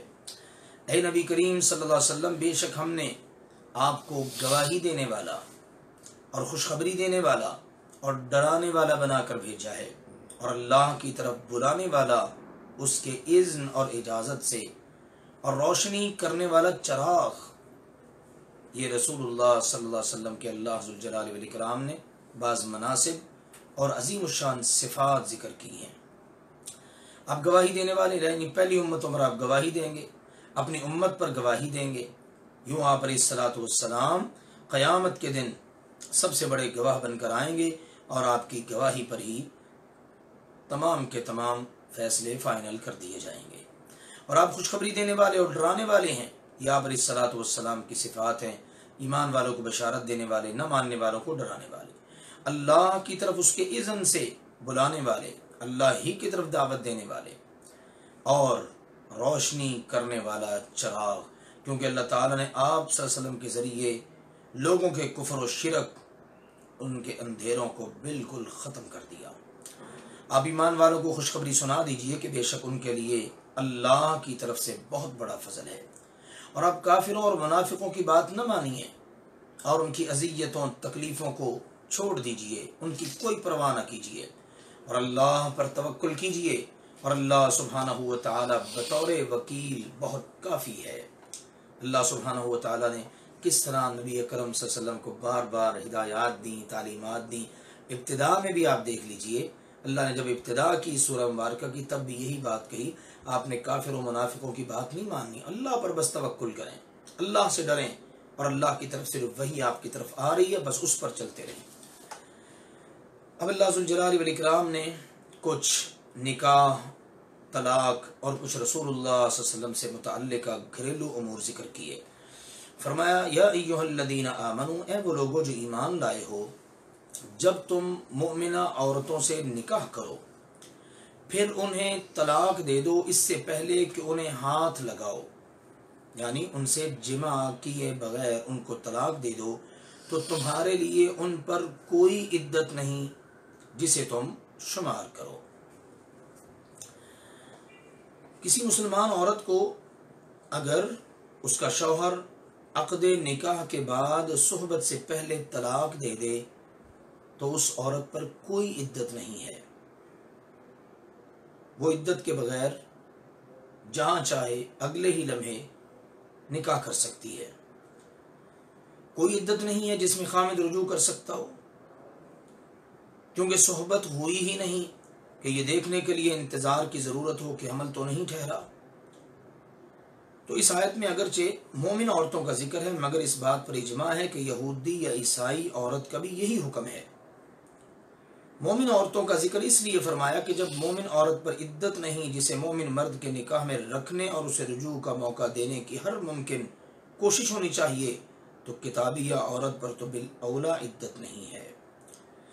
معقل بن سنان رضی اللہ تعالیٰ عنہ سے روایت ہے کہ رسول اللہ صلی اللہ علیہ وسلم نے بروع بنت واشق کے بارے میں یہی فیصلہ فرمایا تھا۔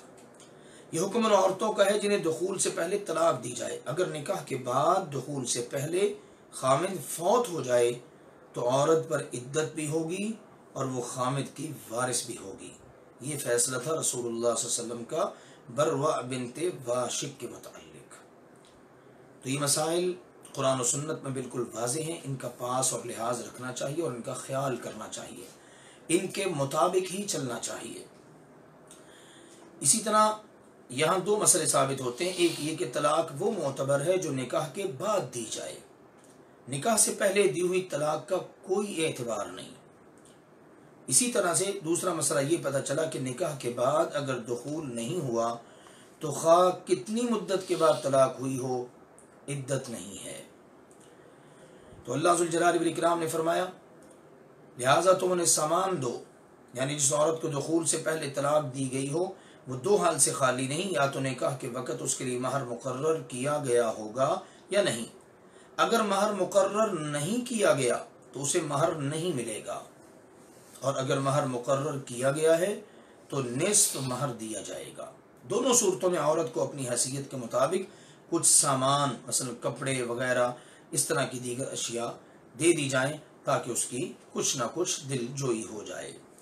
اور انہیں چھوڑ دو، اچھے طریقے سے چھوڑنا، یعنی اچھے طریقے سے احسان کرتے ہوئے انہیں رخصت کر دو، بغیر کسی لڑائی جھگڑے وغیرہ کے اور بغیر کسی نقصان پہنچائے۔ تو یہ اللہ تعالیٰ نے ایمان والوں کو ہدایات دی ہیں نکاح طلاق کے ضمن میں۔ اب نبی اکرم صلی اللہ علیہ وسلم سے متعلق کچھ باتیں، پھر فرمایا اے نبی کریم صلی اللہ علیہ وسلم، بے شک ہم نے آپ کے لیے آپ کی بیویاں حلال کر دیں جن کا آپ نے مہر دیا ہے۔ اس آیت میں ان لوگوں کے اعتراض کا جواب ہے جو کہتے تھے کہ محمد صلی اللہ علیہ وسلم دوسرے لوگوں کے لیے 4 سے زیادہ بیویاں ممنوع قرار دیتے ہیں، اور خود آپ نے 4 سے زیادہ شادیاں کیسے کر لیں؟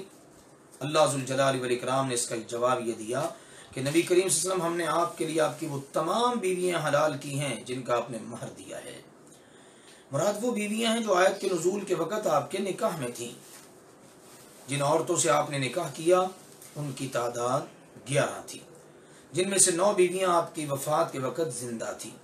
2 بیویاں سیدہ خدیجہ اور سیدہ زینب بنت خزیمہ جو ام المساکین کے نام سے معروف تھیں وفات پا چکی تھیں۔ باقی کچھ خواتین کے متعلق اختلاف ہے کہ آپ کا ان سے عقد نکاح ہوا یا نہیں، مگر اس بات پر اتفاق ہے کہ وہ رخصت ہو کر آپ کے گھر نہیں آئیں۔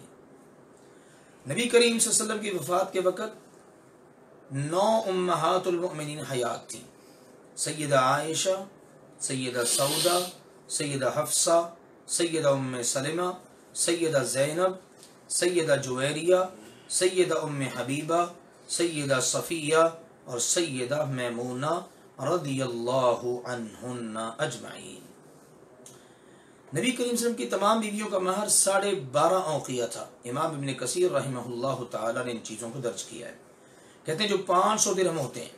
ہاں سیدہ ام حبیبہ بنت ابی سفیان کا مہر نجاشی نے اپنے پاس سے 400 دینار دیا تھا۔ صفیہ رضی اللہ عنہ کا مہر انہیں آزاد کرنا تھا، وہ خیبر کے قیدیوں میں سے تھیں۔ پھر آپ صلی اللہ علیہ وسلم نے انہیں آزاد کر دیا اور اسی آزادی کو ان کا مہر قرار دیا اور ان سے نکاح کر لیا۔ جویریہ بنت حارث بنو المستلق سے گرفتار ہو کر آئی تھیں، انہوں نے ثابت بن قیس بن شماس رضی اللہ عنہ سے جتنی رقم پر مکاتبت کی تھی، نبی کریم صلی اللہ علیہ وسلم نے انہیں اتنی رقم ادا کر کے ان سے عقد کر لیا۔ یہ تفصیل ہے نبی اکرم صلی اللہ علیہ وسلم کی ازواج مطہرات کے حوالے سے۔ اور فرمایا اور وہ عورتیں جن کا مالک آپ کا دایاں ہاتھ بنا ہے، یعنی آپ کی لونڈیاں، وہ بھی آپ کے لیے حلال ہیں اس غنیمت میں سے جو اللہ آپ پر لوٹا کر لایا ہے۔ مال فے سے مراد عموماً ایسے مال کو کہا جاتا ہے فے جو جنگ کے بغیر دشمن سے حاصل ہو۔ بعض اوقات جنگ کے ساتھ مال ملنے والی غنیمت کو بھی فے کہہ لیتے ہیں۔ ان اموال کو فے اس لیے کہتے ہیں کہ دنیا کے تمام اموال حقیقت میں مسلمان کی ملکیت ہیں، جو عارضی طور پر کفار کے قبضے میں ہیں۔ جب مسلمان انہیں حاصل کرتے ہیں تو وہ اپنا ہی مال واپس لیتے ہیں۔ ان عورتوں کے آپ کے لیے حلال کرنے کے ذکر کے بعد جن کے ساتھ آپ نے مہر دے کر نکاح کیا تھا، 3 قسم کی عورتیں اللہ نے حلال کرنے کا ذکر کیا ہے۔ ان میں سے پہلی قسم لونڈیاں ہیں جو بطور فے آپ کو حاصل ہوئی اور آپ نے لونڈی کی حیثیت سے ان سے فائدہ اٹھایا۔ یہ ماریہ قبطیہ تھیں جنہیں مقوقس مصر نے آپ کے لیے بطور ہدیہ بھیجا تھا، اس لیے وہ فے کے حکم میں تھی۔ ان سے آپ کے بیٹے ابراہیم رضی اللہ عنہ پیدا ہوئے۔ تو اللہ تعالیٰ نے لونڈیوں کی آپ کے لیے اور آپ کی امت کے لیے عام اجازت رکھ دی۔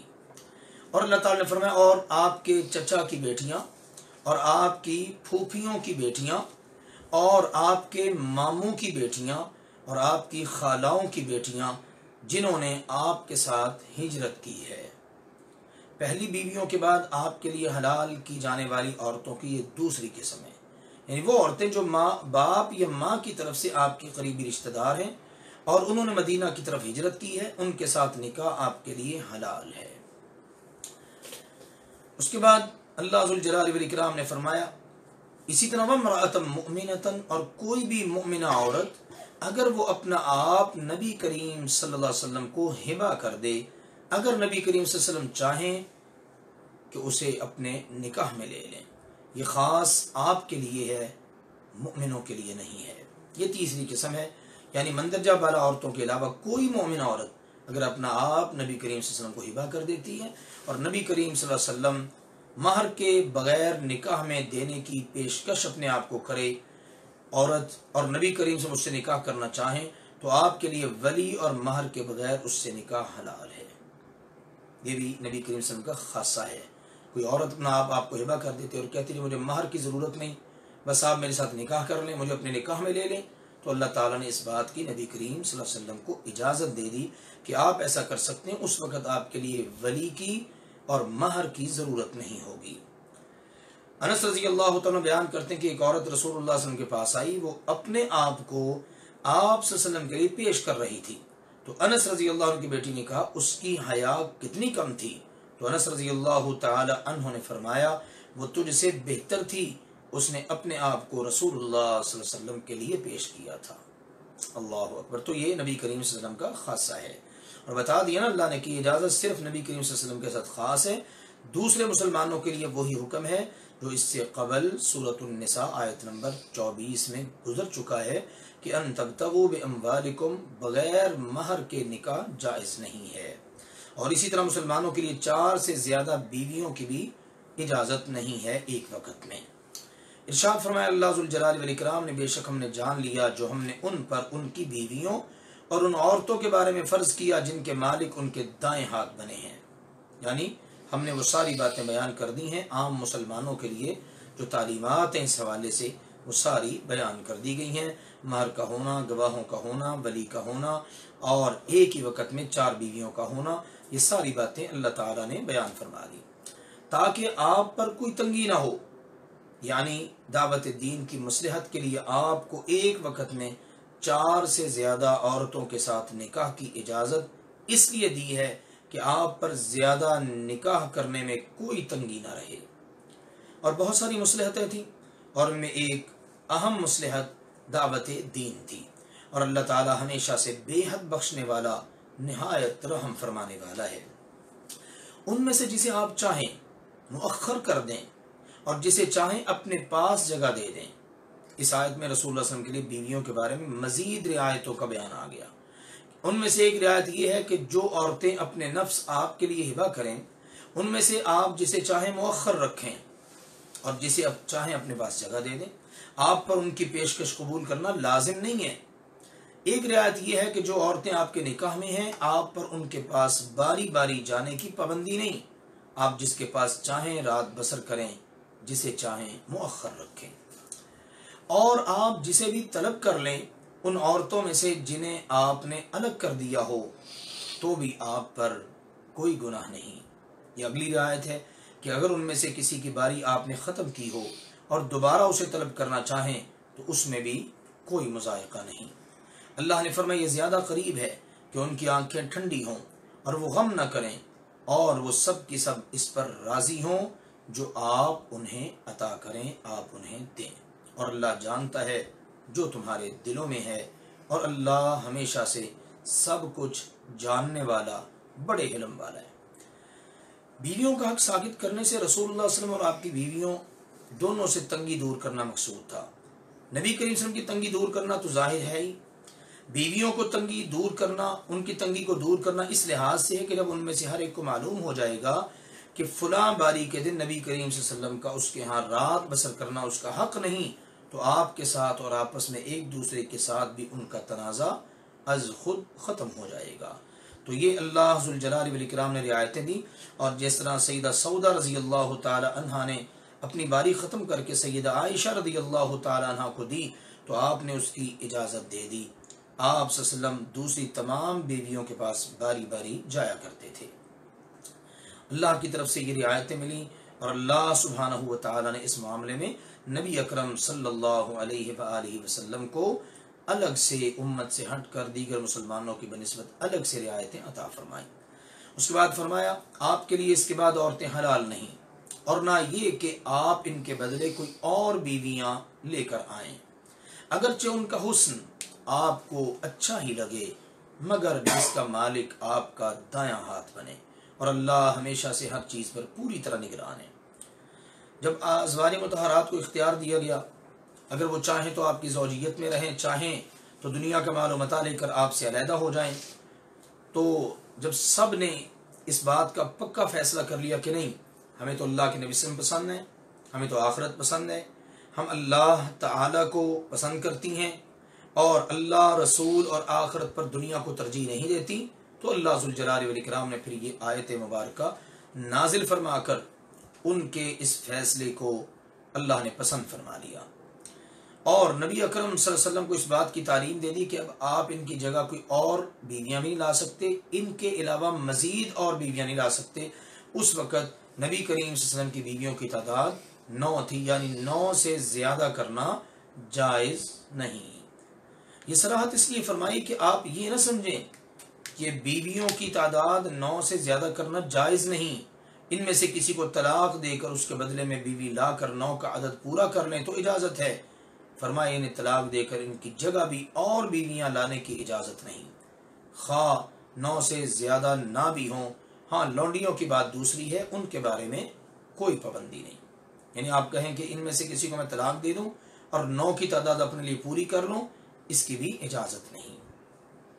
ارشاد فرمایا اللہ ذوالجلال والاکرام نے اب ایمان والوں کو کچھ ہدایات دی ہیں ازواج مطہرات کے حوالے سے۔ فرمایا ایمان والو، نبی کے گھروں میں مت داخل ہو مگر یہ کہ تمہیں کھانے کی طرف اجازت دی جائے، جب کھانے کے لیے بلایا جائے، دعوت دی جائے تو کھانے کے لیے آ جاؤ اجازت پا کر۔ امت کو امہات المؤمنین کے چند آداب بتائے جا رہے ہیں، اور نبی کریم صلی اللہ علیہ وسلم کے گھروں میں داخلے کے متعلق احکام بتائے جا رہے ہیں۔ کچھ تو سورہ نور میں گزر چکے جو عام مسلمانوں سے بھی متعلق ہے۔ دور جاہلیت میں عرب بلا تکلف ایک دوسرے کے گھروں میں چلے جاتے تھے، کسی سے ملنے کے لیے اس کے دروازے پر کھڑے ہو کر اجازت لینا یا انتظار کرنا اس کی ضرورت ہی محسوس نہیں کرتے تھے۔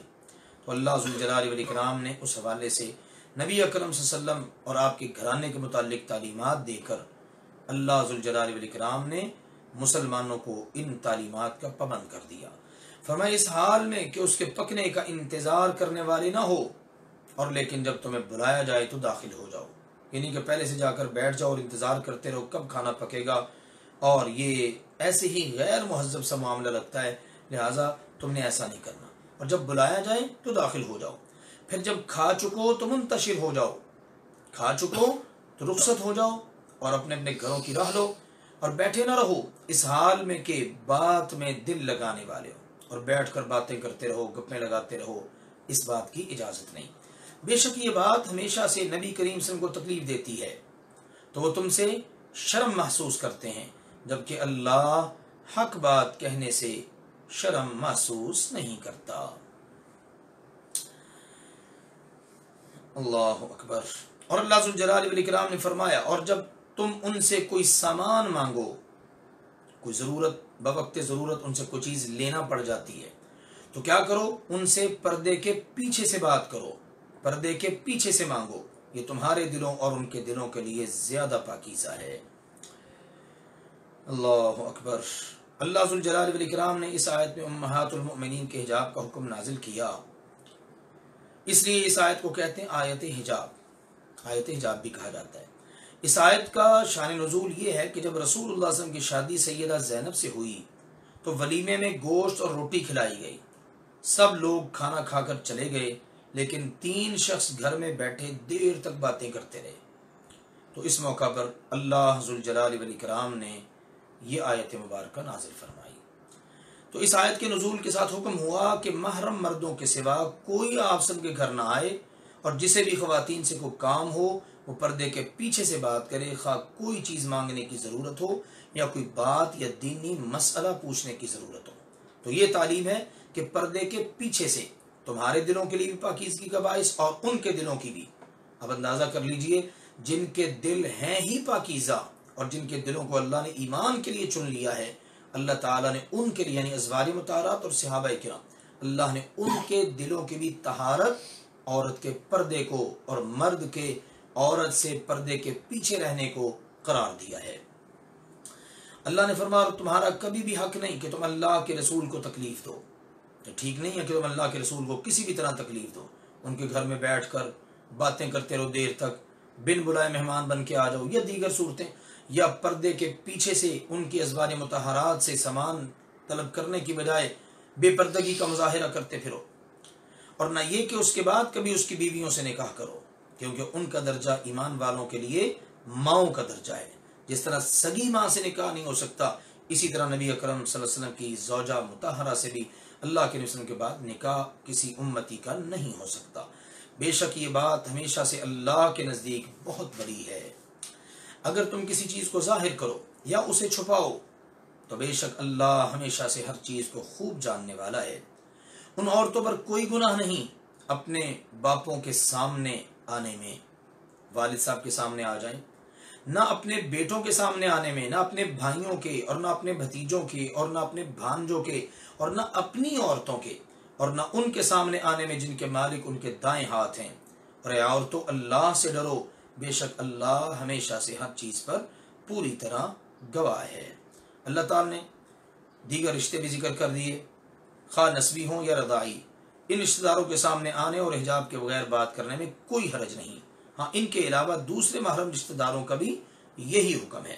تو پردے کے متعلق امہات المؤمنین کا حکم بھی وہی ہے جو عام مسلمان عورتوں کا ہے، انہوں نے بھی ویسے ہی پردہ کرنا ہے جیسے عام مسلمان عورتوں نے پردہ کرنا ہے۔ ہاں ان کے لیے اللہ ذوالجلال والاکرام نے جس طرح دیگر رشتے محرم ان کے سامنے آنے میں کوئی قباحت نہیں قرار دے دی، اسی طرح اللہ نے یہ رشتے بھی بیان فرما دیے۔ فرمایا بے شک اللہ اور اس کے فرشتے نبی کریم صلی اللہ علیہ وسلم پر صلوات بھیجتے ہیں، اے ایمان والو تم بھی نبی کریم صلی اللہ علیہ وسلم پر صلوات بھی بھیجو اور سلام بھی بھیجو، خوب اچھی طرح سلام بھیجنا۔ صحابہ کرام حاضر خدمت ہوتے، سلام عرض کرتے، تو ایک بار پوچھ لیا اللہ کے نبی جی حکم آ گیا، سلام تو ہم عرض کر لیتے ہیں، اب ہمیں بتائیے کہ ہم کیف نصلی علیہ، ہم آپ پر صلوات کیسے بھیجیں؟ تو رسول اللہ صلی اللہ علیہ وسلم نے کو بتایا کہ تم نے صلوات بھیجنی ہے، اللہم صلی علی محمد وعلی آل محمد کما صلیت علی ابراہیم وعلی آل ابراہیم انک حمید مجید، اللہم بارک علی محمد وعلی آل محمد کما بارکت علی ابراہیم وعلی آل ابراہیم انک حمید مجید. یہ آپ نے درود اور صلوات کے کلمات ان کو بتائے کہ تم نے یہ کلمات ادا کرنے ہیں. اور رسول اللہ صلی اللہ علیہ وسلم کا بتایا ہوا درود ہی کامل مکمل ہے. اس میں صلوات بھی آ گئی، اس میں خیر و برکت بھی آ گئی، سلام بھی، سب کچھ کور ہو گیا. فرمایا بے شک وہ لوگ جو اللہ اور اس کے رسول کو تکلیف پہنچاتے ہیں اللہ نے ان پر دنیا اور آخرت میں لعنت کی اور ان کے لیے رسوا کن عذاب تیار کیا ہے. اور وہ لوگ جو ایمان والے مردوں اور ایمان والی عورتوں کو اذیت دیتے ہیں، تکلیف دیتے ہیں بغیر کسی گناہ کے جو انہوں نے کمایا ہو، تو یقیناً انہوں نے بہت بڑے بہتان اور صریح گناہ کا بوجھ اٹھایا. نہ اللہ کو تکلیف دینے کی اجازت، یعنی اللہ کے ساتھ اوروں کو شریک بنایا جائے، اللہ کی اولاد بیان کی جائے، اس قسم کی باتیں. رسول اللہ صلی اللہ علیہ وسلم کو تکلیف دینا، جیسے حکم احکام ذکر کیے گئے ہیں، اور آپ علیہ الصلوۃ والسلام کے دین کے اندر، آپ کی لائی ہوئی اس امانت کے اندر بہت ساری رسوم و رواج، بدعت، خرافات کو شامل کر لینا، ان چیزوں کی اجازت نہیں. مومن مردوں مومنہ عورتوں کو بھی تکلیف نہیں دی جا سکتی، اور ان پر بہتان لگانا، ان کی غیبتیں کرنا، ان کی چغلیاں کرنا، ان کے اوپر کیچڑ اچھالنا، ان کو برا بھلا کہنا، ان چیزوں کی شریعت مطہرہ میں قطعا اجازت نہیں ہے. اور جو کرے گا اس کے لیے اللہ ذوالجلال والاکرام نے سخت وعید بیان فرما دی. پھر فرمایا اللہ تعالیٰ نے، اے نبی کریم صلی اللہ علیہ وسلم اپنی بیویوں اور اپنی بیٹیوں اور مومنوں کی عورتوں سے فرما دیجئے کہ وہ اپنی چادروں کا کچھ حصہ اپنے اوپر لٹکا لیا کریں. مسلمانوں کو ایذا دینے والوں کے لیے وعید کے بیان کے بعد مسلم عورتوں کو ایذا سے بچنے کے لیے پردے کی تاکید فرمائی. تو یہ تمام کے لیے حکم ہے، نبی کریم صلی اللہ علیہ وسلم کی بیویوں کے لیے بھی، آپ کی بیٹیوں کے لیے بھی. اور اس آیت سے ثابت ہو گیا نبی کریم صلی اللہ علیہ وسلم کی ایک بیٹی نہیں تھی. اگر ایک بیٹی ہوتی تو بنت کا لفظ آتا. اللہ نے بنات جمع کا لفظ استعمال کیا ہے جو کم از کم 3 کے لیے بولا جاتا ہے. اور سیرت رسول سے یہ بات ثابت ہے کہ نبی کریم صلی اللہ علیہ وسلم کی 4 بیٹیاں تھیں، سیدہ زینب، سیدہ ام کلثوم، سیدہ رقیہ اور سیدہ فاطمہ رضی اللہ عنہن. اسی طرح مومنوں کی عورتوں کو بھی حکم ہے.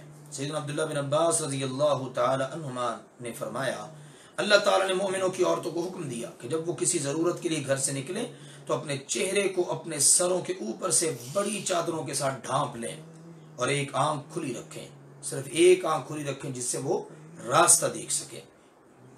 تو انصار کی عورتیں اس آیت کے نزول کے بعد اس طرح نکلیں جیسے ان کے سروں پر سیاہ چادروں کی وجہ سے کبے ہوں. اس طرح سے زبردست انداز میں انہوں نے پردہ کیا، اور پردے کو انہوں نے بطور نمونہ امت کے سامنے پیش کیا کہ یوں عورت کہ جو مسلم معاشرے کے اندر ایک بہت قیمتی چیز ہے اس کو یوں لپٹ کر محفوظ ہو کر اپنے گھر سے بوقت ضرورت نکلنا چاہیے. ارشاد فرمایا اللہ ذوالجلال والاکرام نے، یہ زیادہ قریب ہے کہ وہ پہچانی جائیں تو انہیں تکلیف نہ پہنچائی جائے. پہچان لی جائیں گی مسلمان عورت ہے، معزز گھرانے کی عورت ہے، لہٰذا اس کی وجہ سے پھر فاسق اور فاجر قسم کے لوگ جو ہے نا وہ ان کو تنگ نہیں کریں گے. ان سے یہ بات بھی ثابت ہوئی کہ چہرے کا بھی پردہ ہے، جیسا کہ واقعہ افق میں سید عائشہ رضی اللہ عنہ کا کہنا کہ صفوان رضی اللہ عنہ نے مجھے پردے کی آیات اترنے سے پہلے دیکھا تھا. یہ بھی اس بات کی دلیل ہے کہ چہرے کا پردہ لازمی ہے. ان آیات سے بھی پتہ چل رہا ہے کہ چہرے کا پردہ لازمی ہے. پہچان کیسے لی جائیں گی؟ ان کی پہچان ہوگی کہ با پردہ عورتیں جا رہی ہیں اور یہ معزز گھرانے کی خواتین ہیں. تو جب چہرہ ڈھکا ہوا ہی نہیں ہوگا تو ہر کوئی اس پر نظر ڈالے گا اور چہرے پر ہر قسم کی بری نظر پڑے گی. چہرے سے ہی پورے وجود کی عکاسی ہوتی ہے، اس کی خوبصورتی یا بدصورتی وغیرہ کی.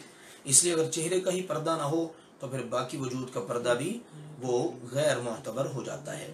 اور اللہ ہمیشہ سے بے حد بخشنے والا، نہایت رحم کرنے والا ہے. یقیناً اگر یہ منافق لوگ اور وہ لوگ جن کے دلوں میں بیماری ہے اور مدینہ میں جھوٹی خبریں اڑانے والے لوگ باز نہ آئے تو ہم آپ صلی اللہ علیہ وسلم کو ضرور ہی ان پر مسلط کر دیں گے، پھر وہ اس میں آپ کے پڑوس میں بہت کم ہی رہ سکیں گے. اللہ ذوالجلال والاکرام نے اب ان لوگوں کو تنبیہ فرمائی ہے جو باوجود مسلم معاشرے کے اندر اتنے خوبصورت حکم احکام کے مسلم خواتین کو تنگ کریں، مسلمانوں کو اذیت دیں، اللہ کے رسول کو ستائیں اور پھر اندر سے بیٹھ کر باہر کے کافروں کو مدد فراہم کریں. اللہ نے ان کے بارے میں فرما دیا کہ پھر جب ہم آپ کو ان پر مسلط کریں گے نا پھر آپ ان کو سزائیں دیں گے تو پھر یہ آپ کے قریب رہنا گوارا نہیں کریں گے۔ اس حال میں کہ لعنت کیے ہوئے ہوں گے، جہاں کہیں پائے جائیں گے پکڑے جائیں گے اور ٹکڑے ٹکڑے کیے جائیں گے، بری طرح ٹکڑے کیے جانا۔ اگر انہوں نے مسلم معاشرے کے تقدس کو پامال کیا تو پھر ان پر لعنت برسے گی، پھر یہ جہاں بھی پکڑے گئے گرفتار ہو گئے تو ان کو ٹکڑے ٹکڑے کر دیا جائے گا تاکہ مسلم معاشرے کا امن تباہ نہ ہو، اللہ تعالیٰ کی حدود کو پامال نہ کیا جا سکے۔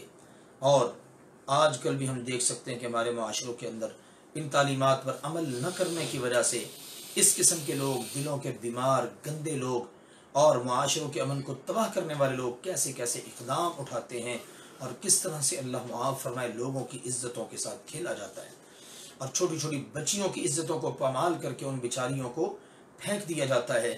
جب اس قسم کی سزاؤں کا اطلاق ہو معاشرے کے اندر تو ایسے سفاک لوگ کبھی جرت نہ کریں کسی کی عزت کو پامال کرنے کی۔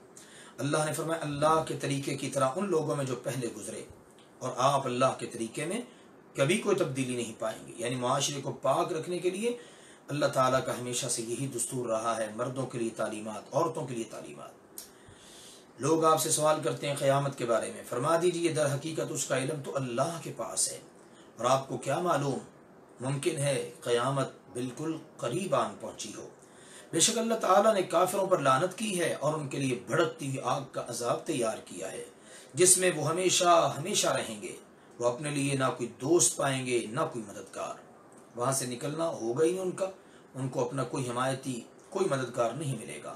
اس دن ان کے چہروں کو آگ میں الٹ پلٹ کیا جائے گا، اس وقت وہ کہیں گے ہائے کاش کہ ہم نے اللہ کی اطاعت کی ہوتی اور رسول کی اطاعت کی ہوتی، اور وہ کہیں گے اے ہمارے رب یقیناً ہمیں ہمارے سادات نے، ہمارے سرداروں نے، چودھریوں، وڈیروں، بڑوں نے ہمیں اپنے پیچھے لگایا، ہم ان کے پیچھے چل پڑے اور انہوں نے ہمیں سیدھی راہ سے گمراہ کر دیا۔ اے ہمارے رب انہیں دگنا عذاب دے، یا اللہ ان کو ڈبل ٹرپل عذاب دے اور ان پر بہت بڑی لعنت برسا۔ اب قیامت کے دن وہ ان کے خلاف دعویٰ دائر کریں گے۔ اب آپ دیکھ لیجئے یہاں پر اللہ نے کلمہ استعمال سادتنا و کبراءنا، یعنی جن کو ہم نے اپنا سردار بنایا، جن کو ہم نے اپنا بڑا بنایا۔ اللہ سب سے بڑا ہے، اللہ نے کائنات میں محمد مصطفیٰ صلی اللہ علیہ وسلم کو سردار بنایا اور بڑا بنایا، ان کے پیچھے چلنے کا حکم ہے۔ تو دیکھیے ان کو اس وقت یاد آئے گا کاش ہم نے اللہ کی مانی ہوتی، اللہ کے رسول کی مانی ہوتی، ہم نے جن کی مانی نا اپنا بڑا بنا کر ان نے تو ہمیں سیدھی راہ سے گمراہی کر دیا۔ اب ان کے خلاف اللہ کی عدالت میں دعویٰ دائر کریں گے اللہ ان کو ہم سے کئی گنا زیادہ عذاب دے۔ آخری رکوع میں اللہ ذوالجلال والاکرام نے یہ بات ارشاد فرمائی اے ایمان والو ان لوگوں کی طرح نہ ہو جاؤ جنہوں نے موسیٰ علیہ السلام کو تکلیف پہنچائی۔ اوپر اللہ اور اس کے رسول کو ایذا دینے والوں پر لعنت اور ان کے لیے رسوا کرنے والا عذاب، اور سورت کے شروع سے ہی منافقین کے رسول اللہ صلی اللہ علیہ وسلم کے متعلق رویہ جو انہوں نے ایذا رسانی کا اختیار کر رکھا تھا، اللہ تعالیٰ نے اس کو ذکر کیا ہے۔ آخر میں پھر مسلمانوں کو تلقین کی جا رہی ہے کہ جس طرح موسیٰ علیہ السلام کو تکلیفیں دی گئی نا، اے مسلمانوں تم نے رسول اللہ صلی اللہ علیہ وسلم کو تکلیف نہیں دینی، ان کو تنگ نہیں کرنا۔ پورا قرآن ہم پڑھتے ہیں، اس کے اندر جا بجا ان باتوں کا ذکر ہے، بنی اسرائیل نے کس طرح سے موسیٰ علیہ السلام کو ستایا۔ تو اللہ ذوالجلال والاکرام نے فرمایا موسیٰ علیہ السلام کو انہوں نے تکلیف پہنچائی تو اللہ نے انہیں اس سے پاک ثابت کر دیا جو انہوں نے کہا تھا، اور وہ اللہ کے ہاں بہت مرتبے والے تھے۔ ان الفاظ سے معلوم ہوتا ہے کہ ان لوگوں کی ایذا موسیٰ علیہ السلام کی ذات گرامی پر الزام اور دھبے لگانے تک پہنچ گئی تھی، اس حد تک وہ پہنچ گئے تھے کہ سیدنا موسیٰ علیہ السلام کی ذات کو بھی انہوں نے نشانہ بنانا شروع کر دیا۔